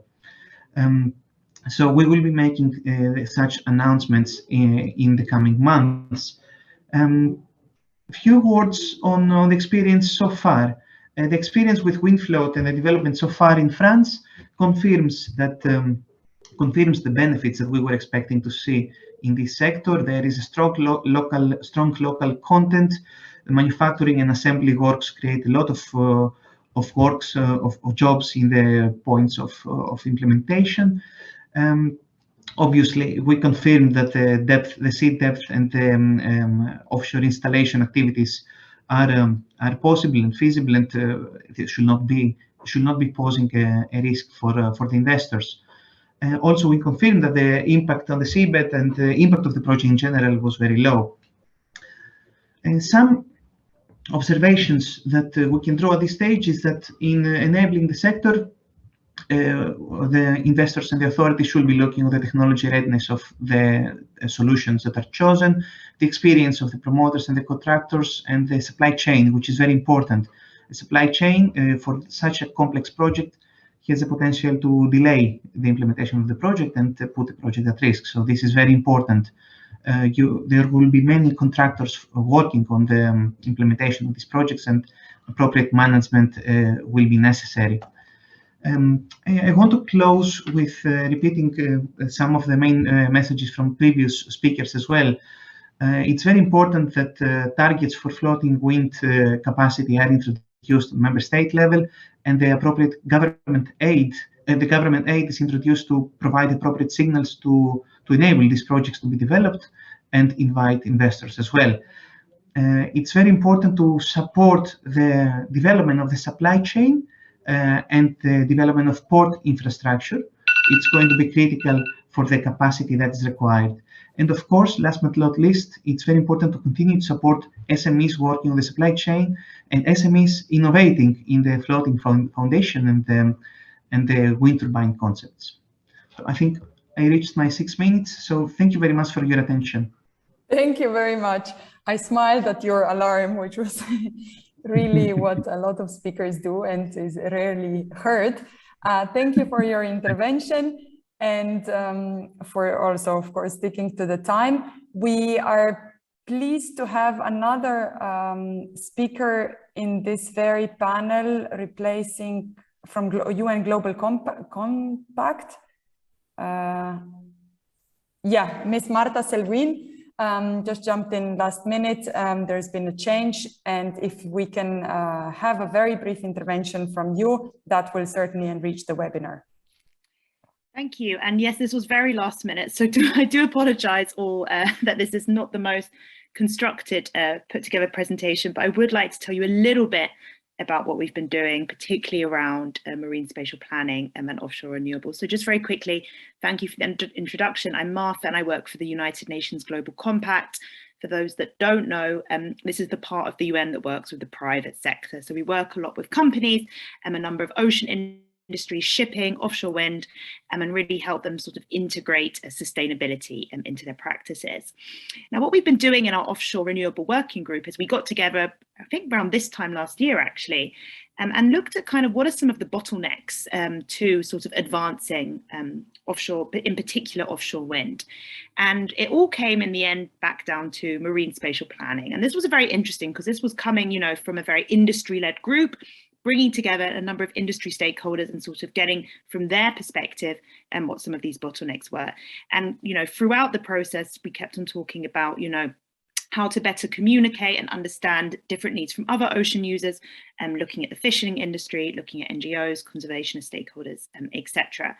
And what we sort of came up with in this working group, so we were around 30 people, really across the board, but really with a private sector focus of offshore renewables, is we kind of sort of decided on two things, or wanted to call for two things as such in our work. The first thing is when we looked at marine spatial planning, we felt that while this was a really integral process when it came to really reducing conflicts and tapping into synergies, there's also a slight need in this sort of current context for marine spatial planning to kind of adapt and sort of incorporate the climate agenda a bit more. So what we did here is we have launched a call to action for marine spatial planning to be what we call more climate smart. And I know these are a number of conversations that are also happening in this space, but using you know, MSP processes and updating them slightly to make them respond more to the climate emergency and agenda. So here, for instance, we're talking about how can marine spatial planning be more data driven? So actually incorporating new bits of information, new scientific pieces of information, to make sure that the puzzles of how we use the marine space are really kind of, you know, adapting to changing climate patterns. And really importantly, we were also discussing how can we use MSP to prioritize different spaces of the marine environment and for climate smart solutions. So for instance, here, prioritizing space for offshore wind, offshore renewables, but also prioritizing space for multi-use. So prioritizing spaces for the offshore renewable industry to work and be combined with aquaculture and also with seaweed farms. So prioritizing the smart use of space and particularly prioritizing space around nature-based solutions and the offshore renewable industry. And a really key part of this is also ensuring that stakeholder engagement processes in the MSP process are founded in ocean climate literacy. And I think here what's really interesting and important, and this is kind of bringing in the socioeconomic dimension a little bit as well. How do we create stakeholder engagement materials that are tangible and understandable also? So how do we translate sometimes ocean science, which can be quite difficult to understand, into something concrete that actually you can use in an engagement process? So translating to jobs, what does it actually mean? If you look at your MSP plan, if you look at where you place offshore wind, what does that mean for that local community in terms of job opportunities around the blue economy? So using stakeholder engagement and ocean climate literacy that's also founded in something tangible and that is more easy to explain to a constituency. And then also really importantly, that means using socio-economic tools in an MSP process. So, you know, ensuring that you're actually looking at where you're placing and using the marine space in a way that also has co-benefits for that community. And here, for instance, the offshore renewable industry is really important because this can be a real opportunity to really green coastal communities and provide these benefits. So using this kind of new or framework of climate smart marine spatial planning, we then have put together a roadmap, which I'll put in the chat shortly, particularly with a particular focus on how the offshore wind sector can contribute to this process. So just to draw on two examples here, one of the examples we look at is the kind of data that the offshore wind industry has and how this could potentially be used in an MSP process. So for instance, looking at Met ocean data, looking at mammals, looking at bird densities, and seeing how this can be integrated and used by MSP planners. And also what's really important here is a common understanding between MSP planners and the industry of what data the industry has and its commercial sensitivity. Because I think there's sometimes misconceptions around, firstly, the kind of data that's available and whether there's willingness to share.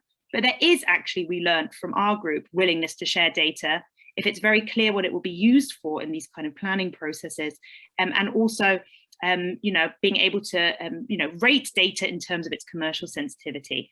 And so I'll post that in the chat shortly. So once again, you know, really encouraging data sharing.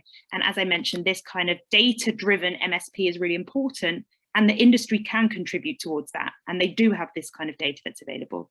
And then the other thing I'd like to draw on is this kind of Sorry to interrupt, but we are really getting very pressed for time. Okay, if you maybe wrap up with one final sentence or similar. No, that's it. I think, you know, I'll post the roadmap in the chat because it's all outlined there, but just to say that there is willingness from the private sector also to collaborate and coordinate more with planning authorities to really ensure that we're using the best possible information and tools in the way we manage the space.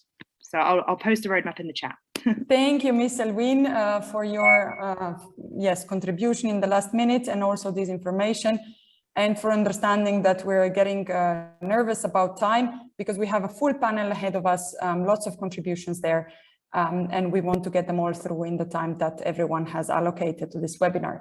So I'm afraid that this entire question and answer session has been taken up by slightly longer interventions. And we will make a short break now just to get us stretched. We will return to the poll on Slido. So we'll project again the QR code and paste the link. And for those of you that already have Slido still on, there is a question for you just now. And I will project the question as well on this screen.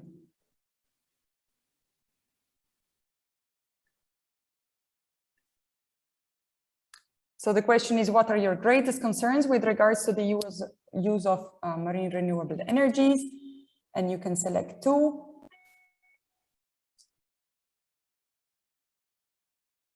There's also the option of other, which doesn't fit on the screen, but just to let you know.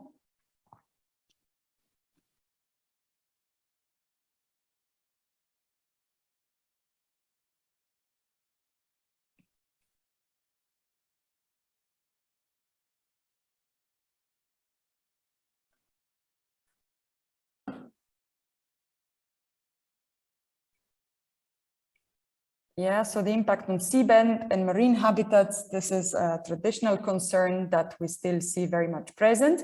We have also heard quite a lot of proposals for mitigation measures or for measures that can reduce this impact. And I'm sure we will be hearing about them in the panel that will concentrate on projects as well.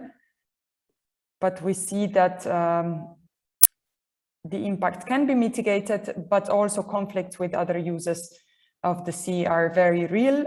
and have also been mentioned instances of multi-use and of synergetic use, as well as of nature-based solutions, stakeholder engagement, quite a lot of ideas on how to address these.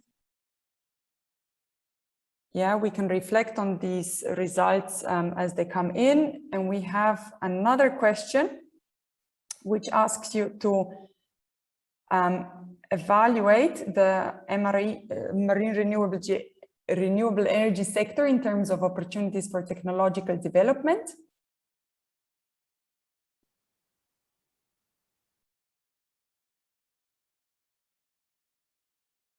So how optimistic are we that this sector presents a breakthrough in terms of opportunities for innovation and technological development?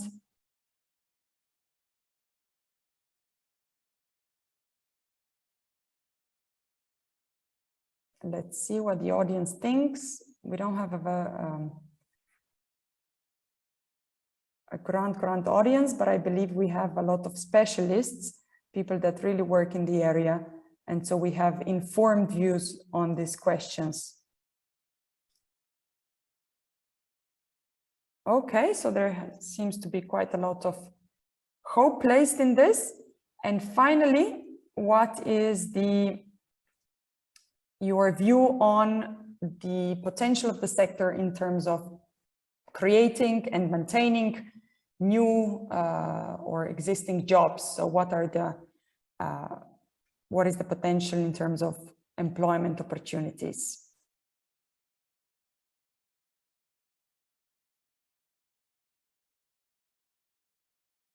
We have heard about the great potential for the development of SMEs. SMEs play a major role in this sector. Another thing that has been emphasized is also the role that supporting infrastructure plays. So when we evaluate the employment opportunities, we have to be thinking not only about this direct, but also about indirect job opportunities related to the development, including in research and innovation, including in industries that provide material for installation, and of course, the infrastructure. Okay. Let us get back to the webinar and to the contributions in the second panel, which will be focusing on specific projects and case studies. And we will kick off this panel with Mr. Marcos Damatziotis from the Center for Renewable Energy Sources and Saving. Hello, thank you. Do you hear me? Do you see me? Very good, both. Okay, thank you for the invitation. Let me share the screen for my presentation.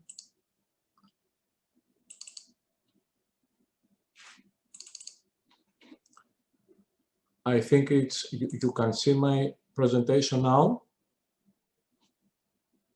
Yes. All right.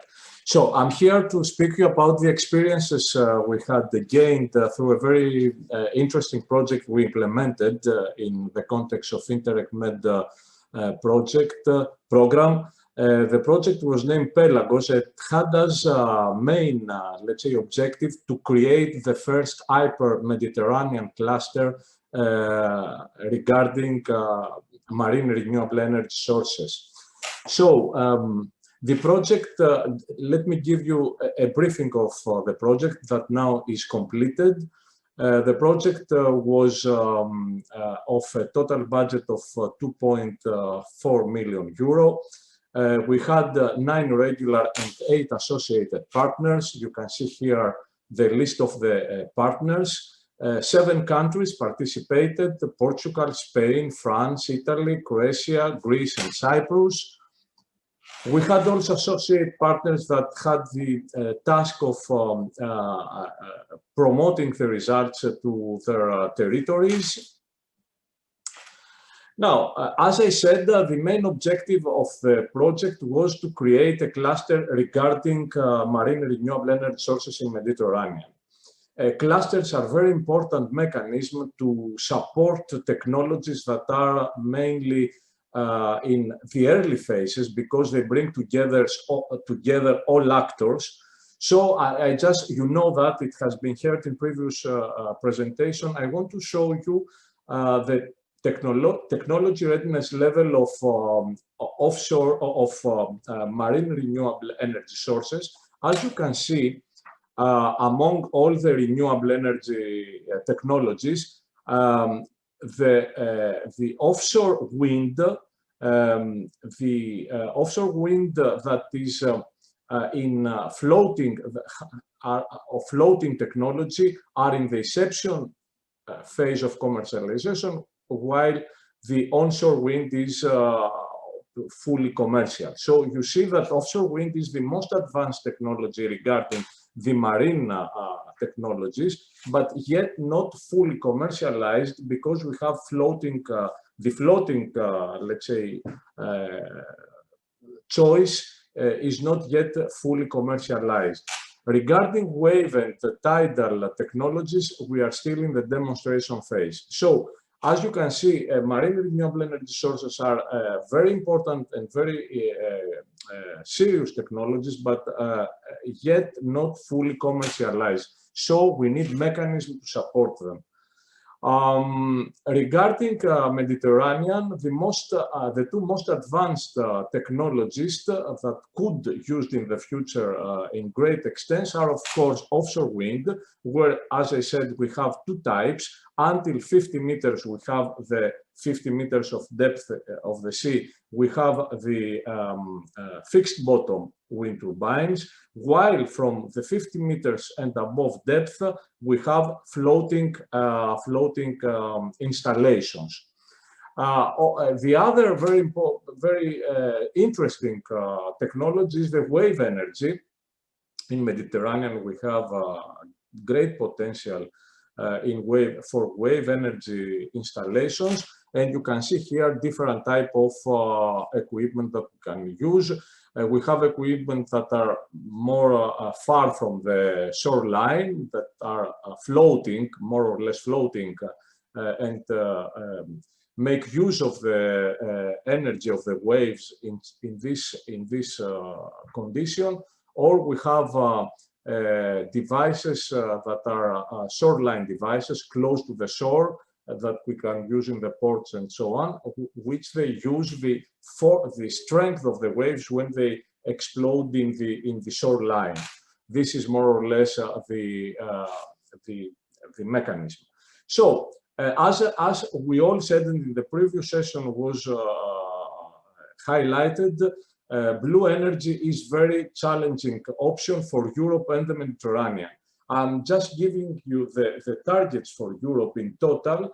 Now we are standing at approximately 25 gigawatt installed offshore wind farms, not mainly, the 99% is fixed bottoms and mainly in the North Sea. While the target for 2030 is 60 gigawatt and for 2050 is 300 gigawatt. From this 300 gigawatt, approximately 40 gigawatts would become from ocean energy installation, wave and tidal. So the investments needed with the prices as are now are estimated to 800 billion euros. It's a really huge amount of money, but also a huge amount of energy that could be produced from the offshore technologies. Regarding as I said, in the North Sea, we have good examples and projects that are mainly fixed bottom. In Mediterranean region, we are now in the phase of progressing. And notably, progress is mainly regarding floating offshore wind farms and wave energy installations. So I will give you some numbers. In France now we have approximately 90-60 megawatts of floating installation. There are under test also other two floating wind farms. In Italy we have approximately 30 megawatt off the port of Taranto in the next years. Portugal, there is an installation of 25 megawatts there. In Spain, we have two pilot farms project ongoing on Atlantic coast of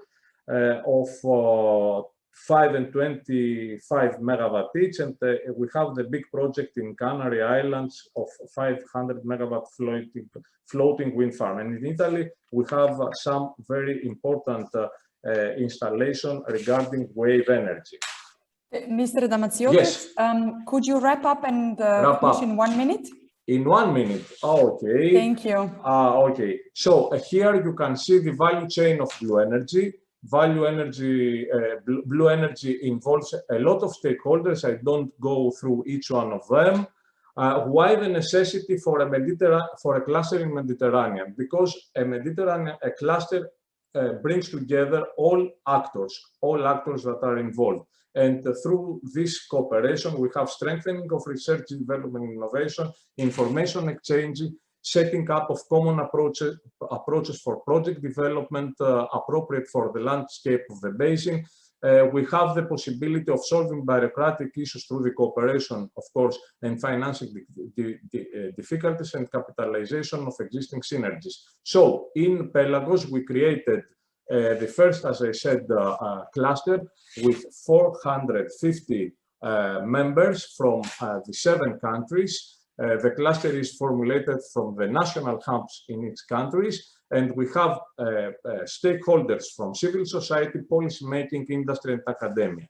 The services that we provided through this cluster was information and capacity building services, networking services, and innovation services. It's very short time to explain how important was that for boosting this whole topic and the dialogue in Mediterranean. In another opportunity, I can give you some concrete, let's say, numbers regarding the impact of the cluster in the national policies in the countries that we worked.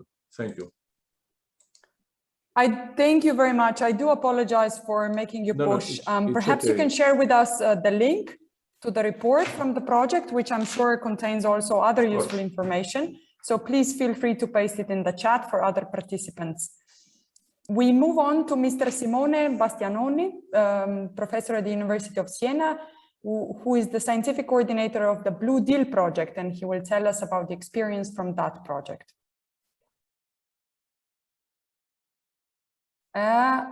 We'll just need a minute. Yep. Yes, we wanted to hear you. I was thanking you for the invitation while I was mute.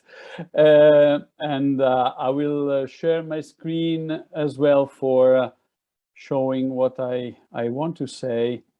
I hope you can see my screen now. And yes, I'm presenting the Blue Deal project and obviously some of the features of this project. The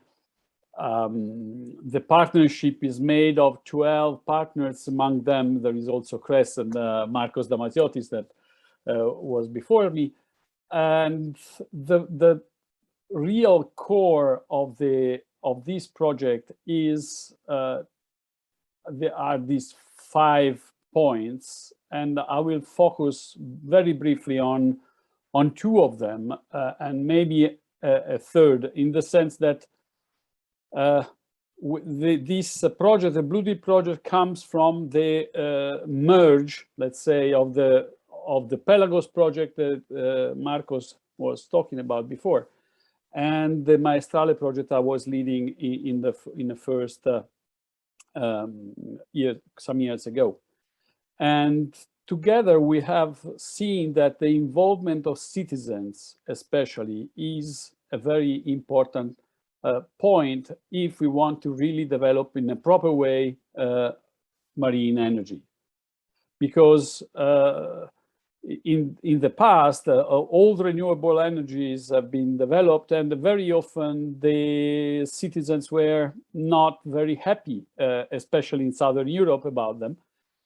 Because they were not involved. Basically, they had to face this perceived invasion of their spaces from outside, and they were not asked for their opinion or if they wanted to be involved actively in this effort.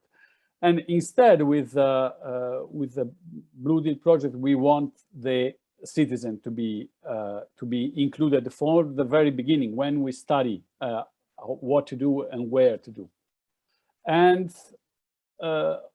among the citizens, a part of the citizens that is very important are the students, and we have started involving schools in ideas about blue energies, because they will be the workers of the future in blue energies. So we have also to make and to persuade schools in investing knowledge in blue energies and what is around blue energies. And so we have a contest that you have the link for the website where you can find all the information. And second, as I said, there was the fact that since we believe very strongly that citizens' opinion count, we have done a survey on blue energy perception from the citizen of 9 regions. We have conducted questionnaires, interviews, etc. I cannot say much about this because we will have soon the official presentation of these results. But I have to say that the general perception of the citizen towards blue energies is quite good. I mean, it is not perceived as a bad thing. It's perceived as a good thing, even if there are some cautions to be taken and to be dribbled in the future, as you pointed out with your poll during during these sessions. And as I said, the results of the citizens' opinion will be shown on the 7th of December in an event online. Still, you can take a picture of this slide, or you can have the slide and join us, because we will present the results of these 9 places where we have conducted these polls, and you can see that there are different perceptions from different places, I have to say. So I invite you all to join us and see the results of our project. Thank you very much. Thank you very much for the teaser, as well as for flagging this important issue of participation of stakeholders, broadly speaking, but public more particularly, and ordinary citizens. Is that a challenge that is shared in the development of the wave power? Let's see if Mr. Jerrudik will share some of the thoughts on this in the next presentation. Mr. Jerrudik comes from the business from EcoWave Power company. Hi, everybody. Thank you for having me participate today and speak a little bit about our company. So just to introduce myself, my name is Yair, and I'm the Business Development Manager at EcoWave Power. So I'll go ahead and share a short presentation. So just bear with me. Okay.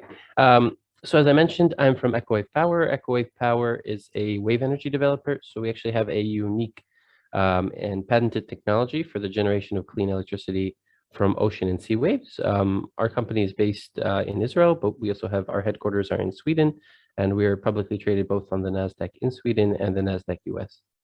So to talk a little bit about wave energy, first of all, wave energy is an immense renewable energy source, right? According to different estimates, such as the World Energy Council and the IPCC, we can actually generate twice the amount of electricity the world uses today from our oceans and seas. So it's really an immense source. In addition, over half of the world's population lives within 200 kilometers of coastline. So what that means is we can actually generate wave energy very close to urban population centers, which actually really enables us for easier electricity transmission and for on-site generation, which is a big advantage of wave energy. In addition, wave energy is a very stable and predictable source of renewable power, right? In contrast to maybe solar and wind energy, which is usually relegated, for wind to peak hours in the morning and in the evening, and with solar, you have maximum 12 hours a day of generation, right? Wave energy in good locations, we're able to generate around the clock, both during the day and at night. And because of that, and also because the waves are dependent on the rotation of the moon, it's actually much more predictable in many ways than other forms of renewable energy. Another advantage of wave energy is that it has 832 times the kinetic energy density of wind. So that what that means is we can actually use smaller devices to generate larger amounts of electricity, which is both cost saving and space saving. So now if we just look in terms of employment, so according to estimates from ETIP Ocean, by 2050, so the ocean energy sector, so the sector that includes both wave and tidal, could employ about 400,000 Europeans, by 2050. And in terms of potential, so by the same year, ocean energy, can actually supply about 10% of all Europe's electricity needs by that year. So to talk a little bit about, our wave energy solution and wave energy in general. So, if I presented wave energy and it's such an amazing source of renewable power. So the question is, why don't we see wave energy devices being used all over the world like we see solar and wind today, which are very prevalent, right? So, in terms of the wave energy industry, it's very much struggled to commercialize for a number of reasons. The first is just, low reliability, right? Any, man-made instrumentation or machines that are located out in the ocean have to contend, of course, with the very rough and extreme offshore environment, right? You can have, 10 to 15 foot waves offshore, and, for able to withstand dynamic loads from 10, 15 foot waves, you have to have very robust systems. So it's very hard to make these types of offshore systems very reliable. In terms of cost, working the offshore is extremely expensive, right? You need divers, underwater electrical cabling, you need underwater mooring and so forth. So, it's very high CapExes, and especially for a new type of technology, it's a big barrier to be so expensive. So as a result of those two issues, a lot of these wave energy devices by different companies that were developed, struggled to either receive insurance for their technology. And in order to really commercialize the technology, you have to be able to insure it, or insurance was very expensive, which was also prohibitive.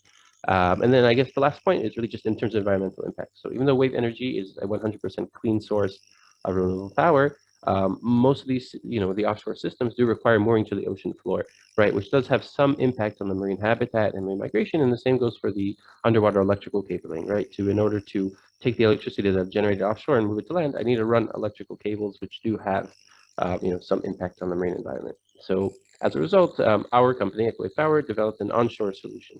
What that means is we actually take our system and install it on pre-existing marine structures. So things like piers, breakwaters, and jetties.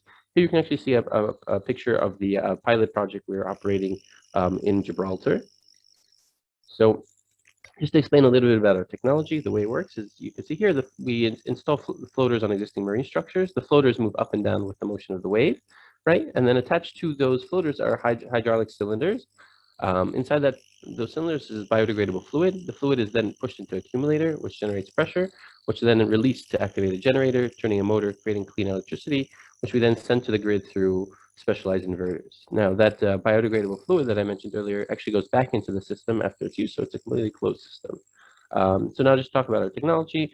We have 17 patents and patents pending on our technology, with patents in Israel, the European Union, the United States, and in international PCT.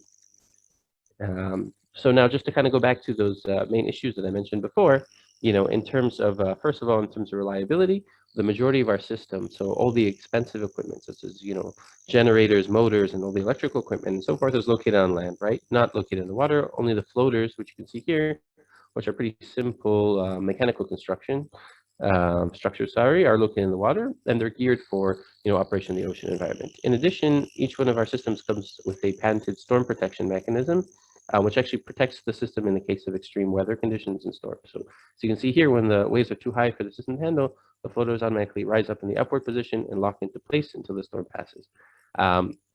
In terms of cost efficiency, so we use a lot of off-the-shelf parts, right, from leading manufacturers such as Siemens, Bosch, Parker, ABB. We actually have a strategic partnership with Siemens for the provision of all the electrical subsystems in our technology. So our goal is really to use standard off-the-shelf parts and simple components. And like I said, in terms of cost, really all the expensive equipment is located on land and not in the water. So because of that, all our power stations are fully insured. And in terms of environmental impact, so not only do we generate clean electricity, we actually have no impact on the surrounding marine environment because we're using existing marine structures. So what we're actually doing is taking bulky marine structures that already had some kind of impact on the marine environment, such as breakwaters or jetties, in their construction had some kind of, environmental impact, and actually converting them into sources of clean electricity. So just to talk a little bit about our development pathways and, in terms of case studies. So we began our journey with wave tank testing in 2011 in the Hydromechanic Institute in Kiev. Then in 2014, we installed our first R&D power station in Jaffa Port, right next to the municipality of Tel Aviv here in Israel. We're actually now expanding that project and connecting it to the grid. It will be our second grid connected project. And we're doing that through a joint venture partnership with EDF Renewables IL, so the local subsidiary of the French National Electric Company, and with the Israel Ministry of Energy. And of course, as we mentioned, we're working with Siemens on the project for the electrical subsystems. And our first grid connected project was the Gibraltar project, which I showed earlier, which has been operating and grid connected since 2016. And that's part of a 5 megawatt power purchase agreement that we have with the government of Gibraltar and Gibraltar Electric, which is expected to supply up to 15% of all Gibraltar's electricity needs. Currently, at the moment, what we're doing is we're actually starting to develop our first commercial scale and megawatt scale projects, starting with a project in Portugal, where we've entered into a 20 megawatt concession with the Port of Leixões in northern Portugal. There we're actually in advanced licensing for the first 1 megawatt of the project, the first stage of the project, which will actually be a pretty significant step forward for the wave energy industry, as we expect it to be the first megawatt scale project that will be grid connected. In addition to that, we have over 375 megawatts in project pipeline, all under development in different stages all over the world, in countries such as Mexico, France, Spain, Israel, Australia, among others. And just in terms of employment opportunities, we really do expect this to create a number of job opportunities going forward, in terms of, first of all, just part-time jobs in terms of part supply and engineering services for the implementation of our power stations, but also long-term positions in terms of power station maintenance. For the project specifically, it's something we've done already with our projects in Israel and Gibraltar. We're looking to, in most cases, to hire local and train local people to really operate and maintain our power stations in the future. So just to kind of wrap up, our technology has been featured on CNN, Forbes, National Geographic. We actually won the United Nations Climate Action Award in 2019. We were recently featured on the Sustainable Markets Initiative by His Royal Highness Prince Charles, the Bank of America, and the World Economic Forum. So if you're interested in learning some more about our technology or getting in touch regarding a potential collaboration, I'd be really happy to connect and discuss. So you can find my, just contact me at info@echowavepower.com or getir@echowavepower.com, and yeah, I'd be happy to connect. So, thank you very much. I hope I was in the time limit, and Thank you. Indeed, these events are also dedicated to networking. If we can't do it in person, a way to do it is also online. So thank you for this informative presentation. We will be moving on to the presentation of another project, something as tangible as this, which is the Social Impact Project, presented by Mr. Carmelo Javier León González, who will be speaking about decarbonization efforts at European islands. Please, Mr. León González, the floor is yours. Yes. Hello, good morning. Thank you very much for the invitation to this meeting. I'm going to share my screen.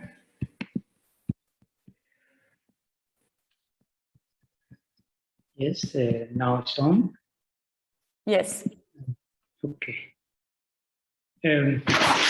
This project is concerned with the downscaling of the climate change impacts and the socioeconomic effects on European islands in the horizon 2030 to 2100 in the economic sectors of maritime energy, aquaculture, tourism, and transportation. The project involves a large geographical scale of 12 different islands in 9 different countries, involving 24 partners. And the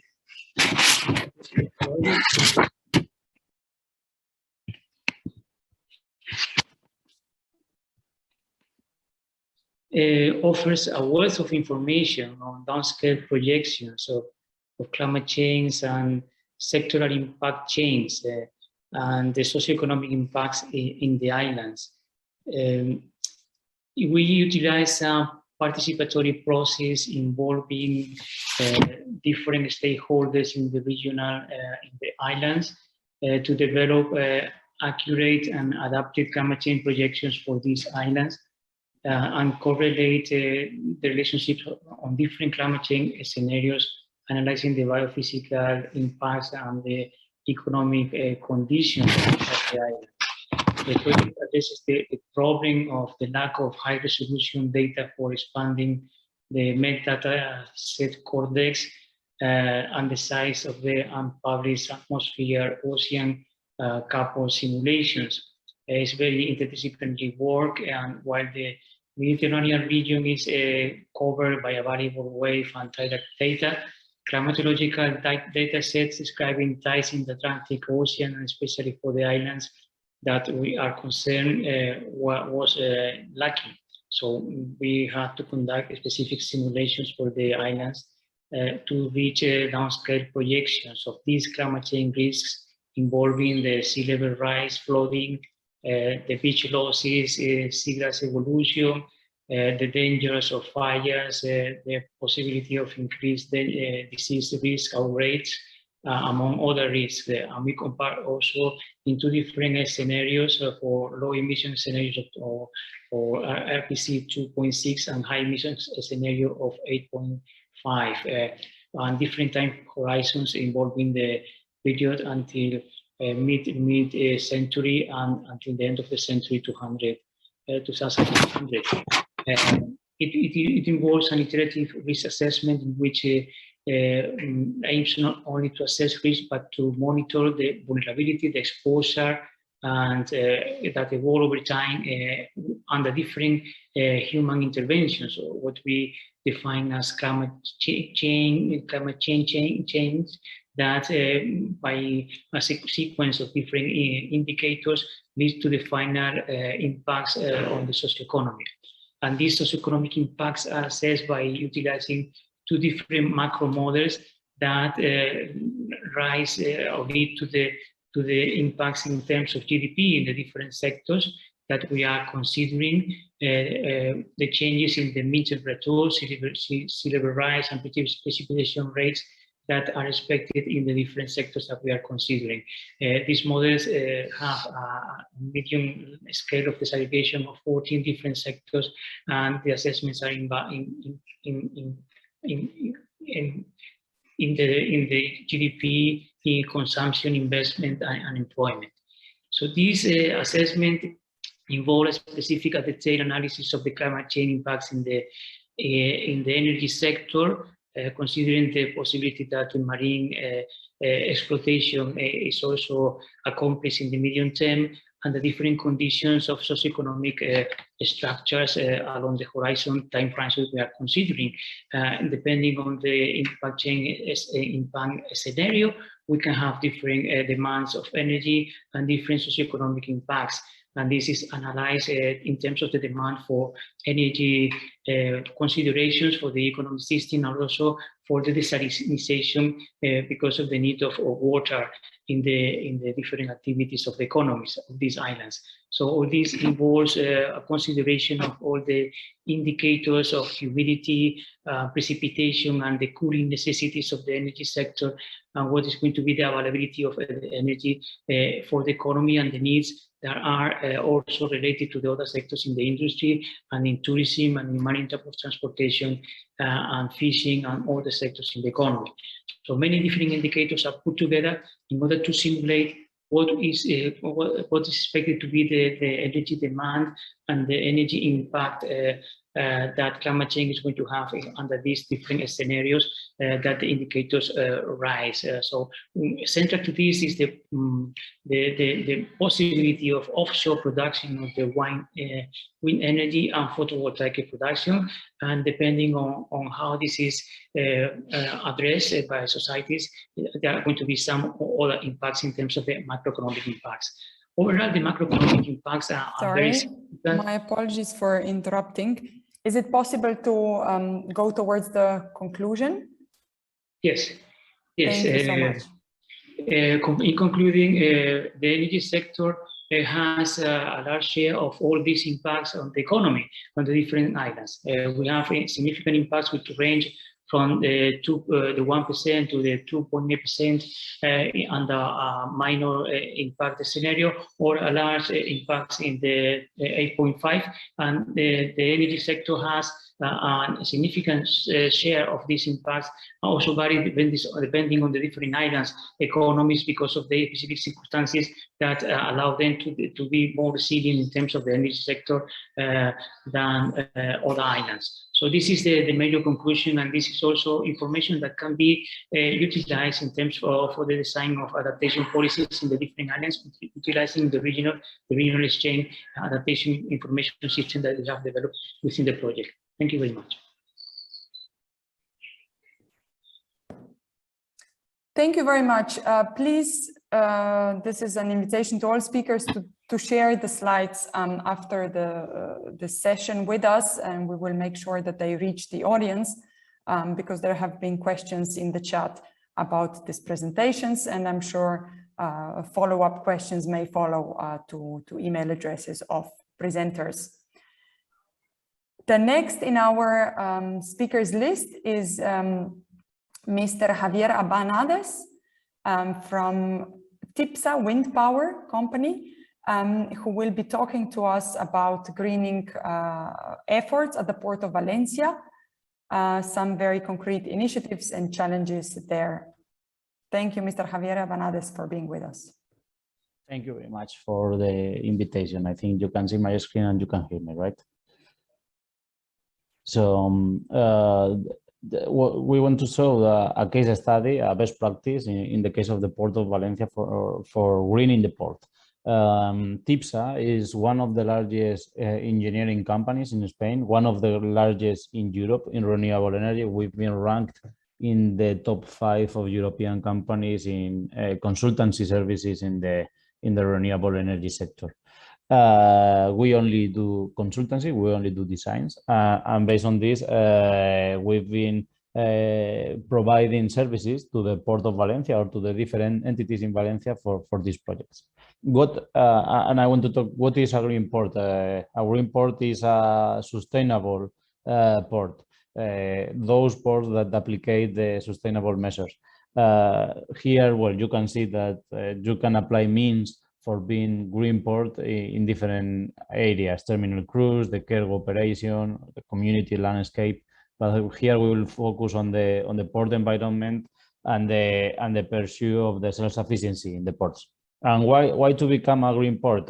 So traditionally, we had a substation, a transformer, and the different consumptions in the port. Here, we want to add a renewable generation within the port with 2 objectives. First, to storage energy and provide, for example, hydrogen to different vehicles or cranes or whatever, and also to provide electricity to the different suppliers of the ports. So, for example, imagine a cruise that is very, very demanding. Instead of connecting to a diesel engine, which increases the level of pollution a lot, here you could provide the energy directly from the renewable installation to the final point, which would be, for example, a vessel, a crane, or whatever. So here I want to talk about 2 projects, one related to wave energy, the other one related to wind energy. The scales are quite different. The maturity, as it was mentioned by our colleague of Eco Wave Power, are quite different. For example, the wave energy device is a 20 kilowatts prototype. It will be installed here in this area of the breakwater of Valencia. The concept is more or less similar, we could say, to the one presented before. Here you can see the timeline of the project. So basically, we've already got the environmental impact assessment approval. We've already conducted the laboratory tests, and the design and construction is taking place right now, and we hope that in the middle of next year it will be installed in the port.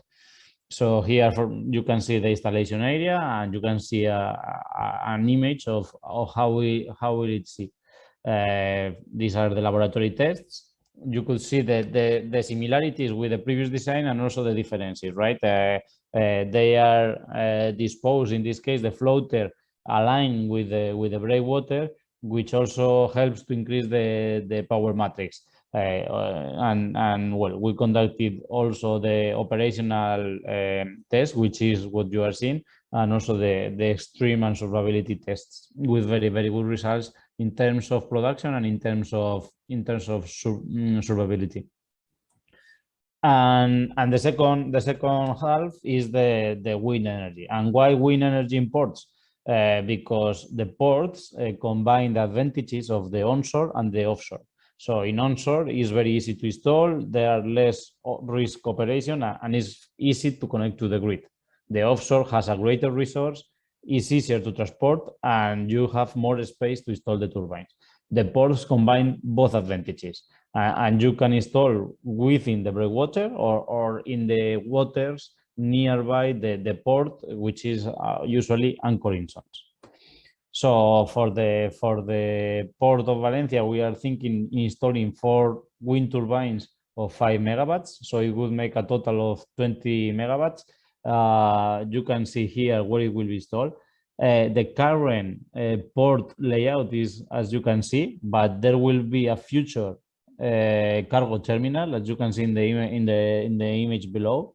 And the idea is to find a common space for the cargo terminal and also the wind power. So here is an example of, well, it will be 20 megawatts, as I was saying. You can see the difference is practically, well, 20,000 bigger than the other power installed.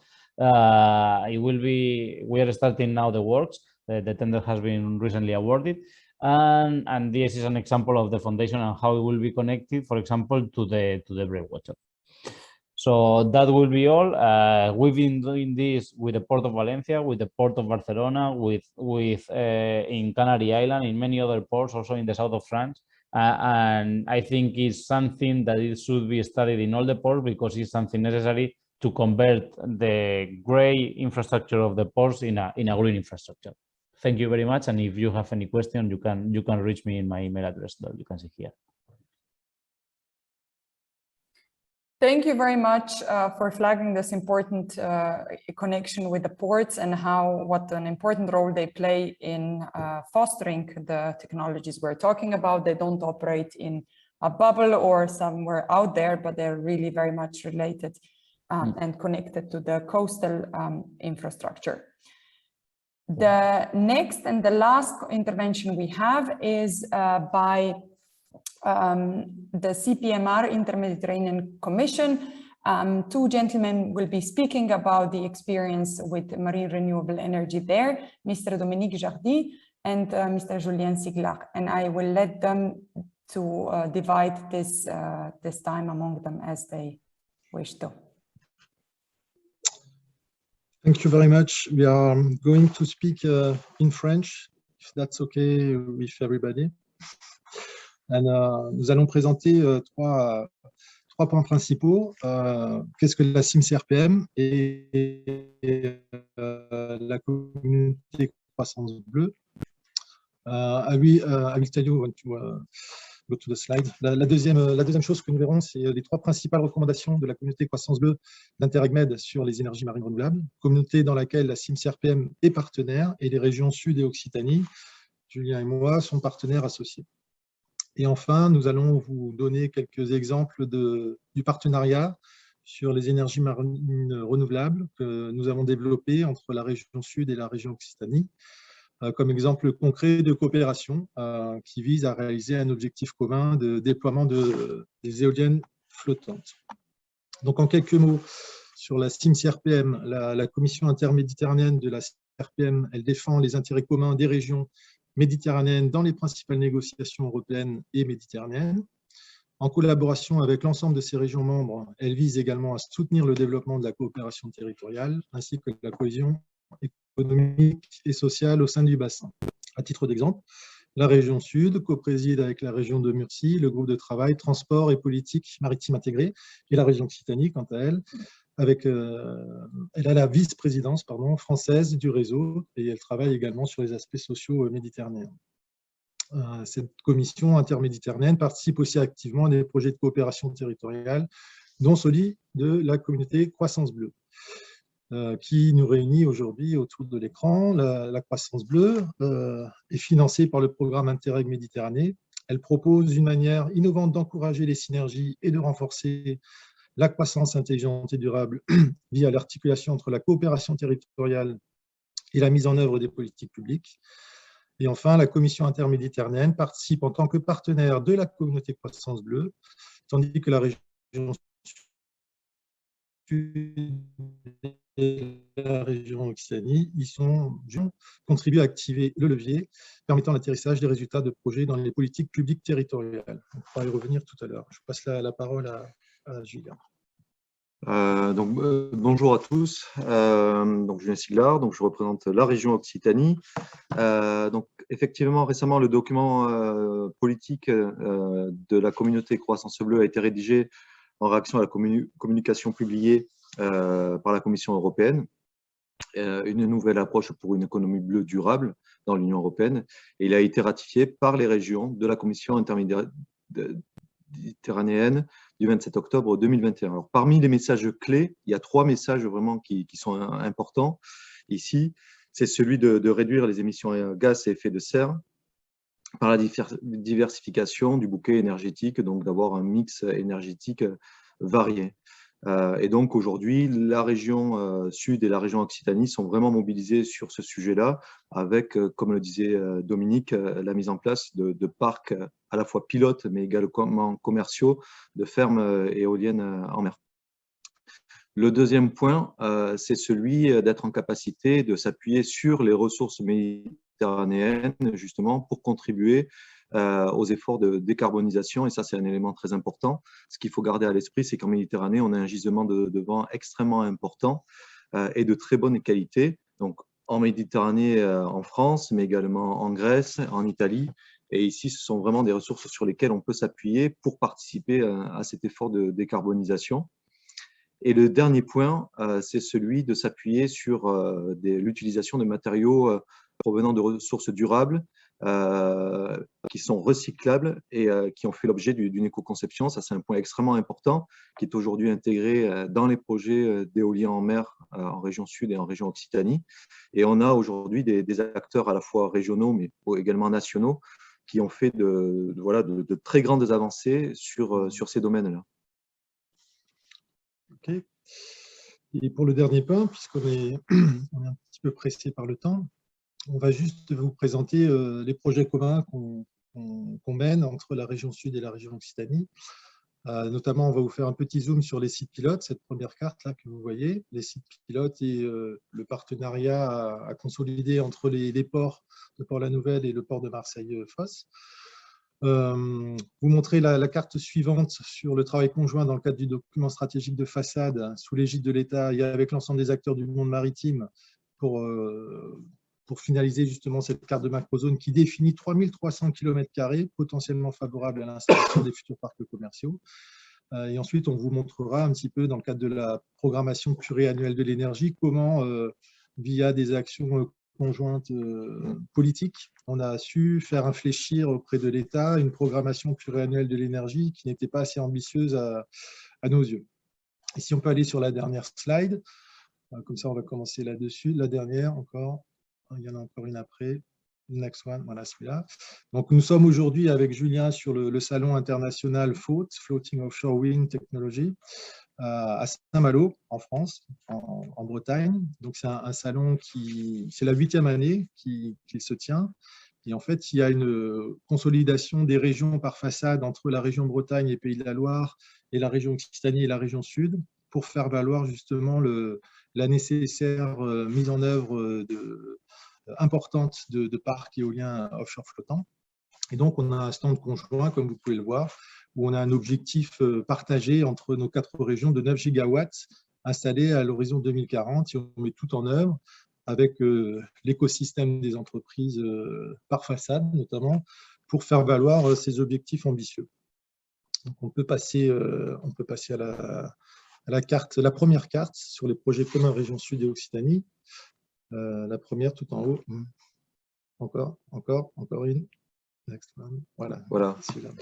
Donc effectivement, donc ces projets communs à la région Sud et à la région Occitanie sont en train de voir le jour, puisque aujourd'hui on est vraiment dans une période charnière, une période clé où la fabrication de ces projets-là a commencé. Donc le premier projet, c'est celui de Provence Grand Large, qui est au large de Faraman, donc en région Sud.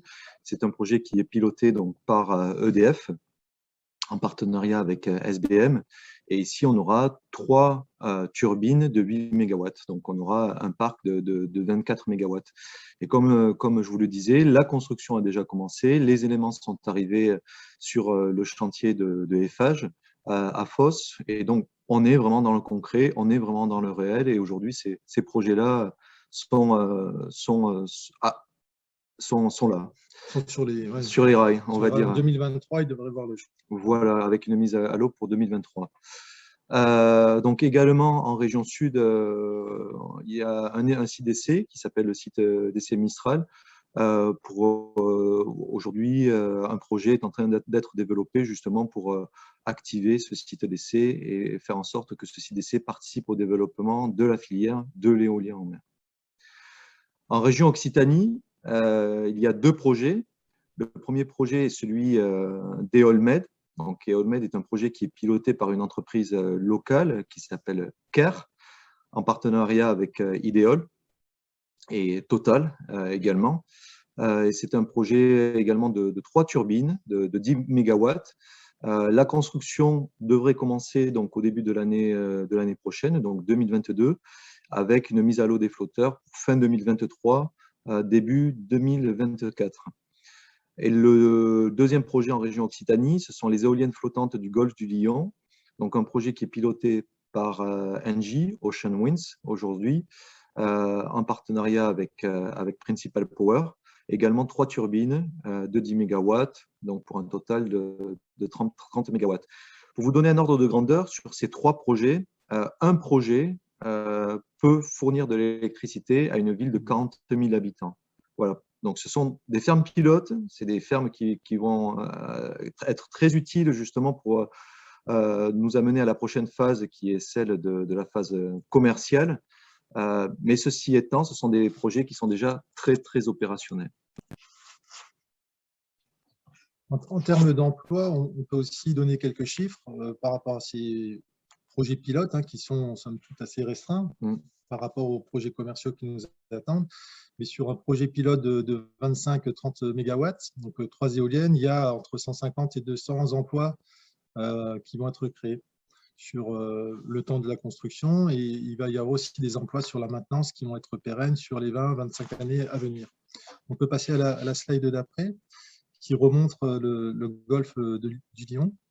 Voilà, et ces fameux 3300 km². Donc, il y a eu un grand débat, enfin, on va arriver au débat public, mais il y a eu un grand travail avec l'ensemble des... My apology, Mr. Dominique Jardinet.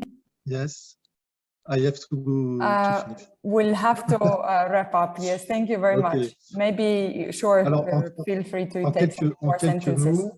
En quelques mots, c'est l'ensemble du golfe du Lion que vous voyez, c'est 3300 km². Il y a eu un gros travail avec l'ensemble des acteurs du monde maritime, les pêcheurs, la marine nationale, la défense, les croisiéristes, le monde sous-marin, la plaisance, les pêcheurs occitans, les pêcheurs de la région sud. Et donc, il y a eu des passages aussi qui ont été définis. Et ces 4 macrozones vont permettre l'installation d'un objectif conjoint Occitanie et Sud de 5 gigawatts à l'horizon 2050. Et on espère que ça ira beaucoup plus vite, puisqu'on a des objectifs, comme vous l'avez vu, avec ce qui se passe actuellement, la COP26 qui n'a pas été vraiment un succès. On essaye d'aller un peu plus vite sur cette technologie qui a vraiment une autoroute devant elle en termes d'emploi aussi. En termes d'emploi, c'est assez exceptionnel ce que ça peut générer. Voilà. On peut terminer là-dessus. Et donc, oui, juste pour rappeler, vous connaissez tout ça, c'est les 2 fois 5 actions à faire valoir en Méditerranée pour un appel d'offres en 2022 et une mise à l'eau 2029-2030 au mieux. Voilà. Donc en 2030, on devrait avoir 2 fois 250 mégawatts installés en Méditerranée. Thank you very much. This has been the last of the concrete projects, in fact, a few projects in the region that you presented.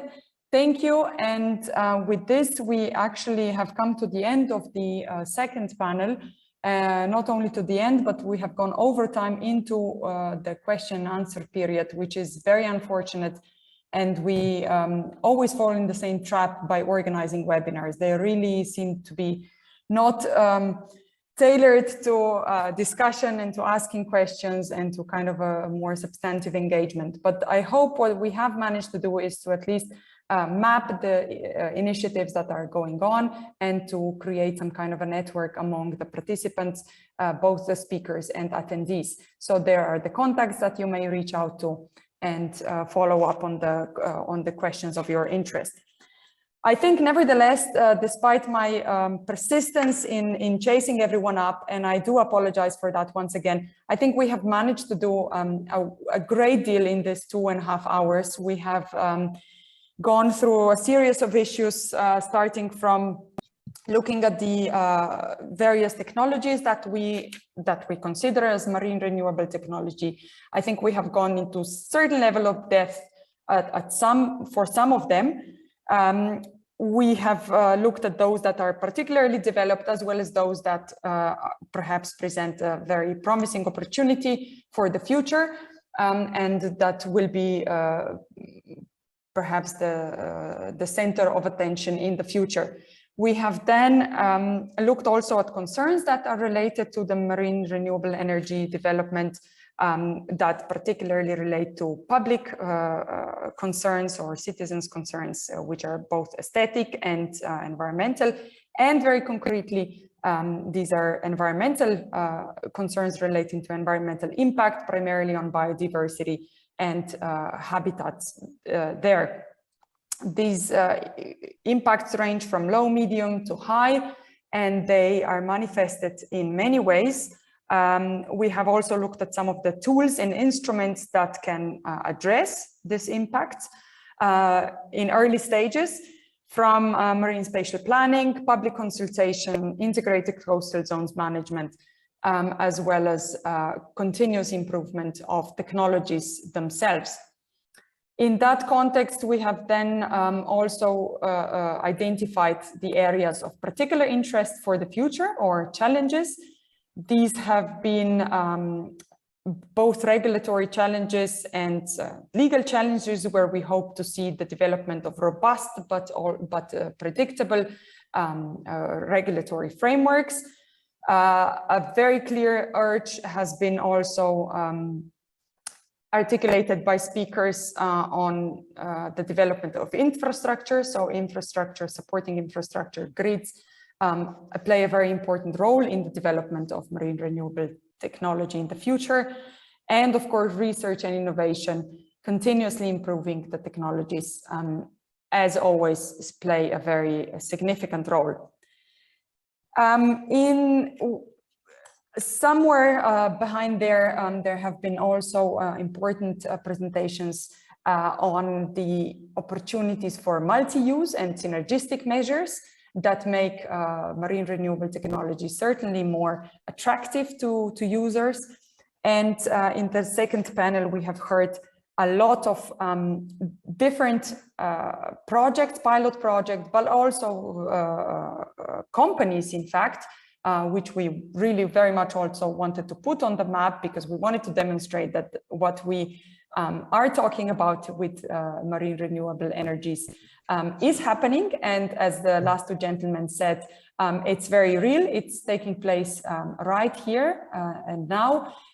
We would like to see the development of sustainable technologies in the future that pay attention to biodiversity, that pay attention to the space in which they are developing, but also pay attention to the quality and decent jobs that are they are generating, particularly in the local environments in the coastal regions. So these are some of the, this is the summary that I take from our interesting webinar. I would like to thank all the speakers and foremost attendees. These are indispensable, even if you were not here with us with video. We hope that you have benefited from this, and we hope that this webinar has been a tool in the sustainable development of the technology in the future. Thank you very much, and we close the webinar with these words.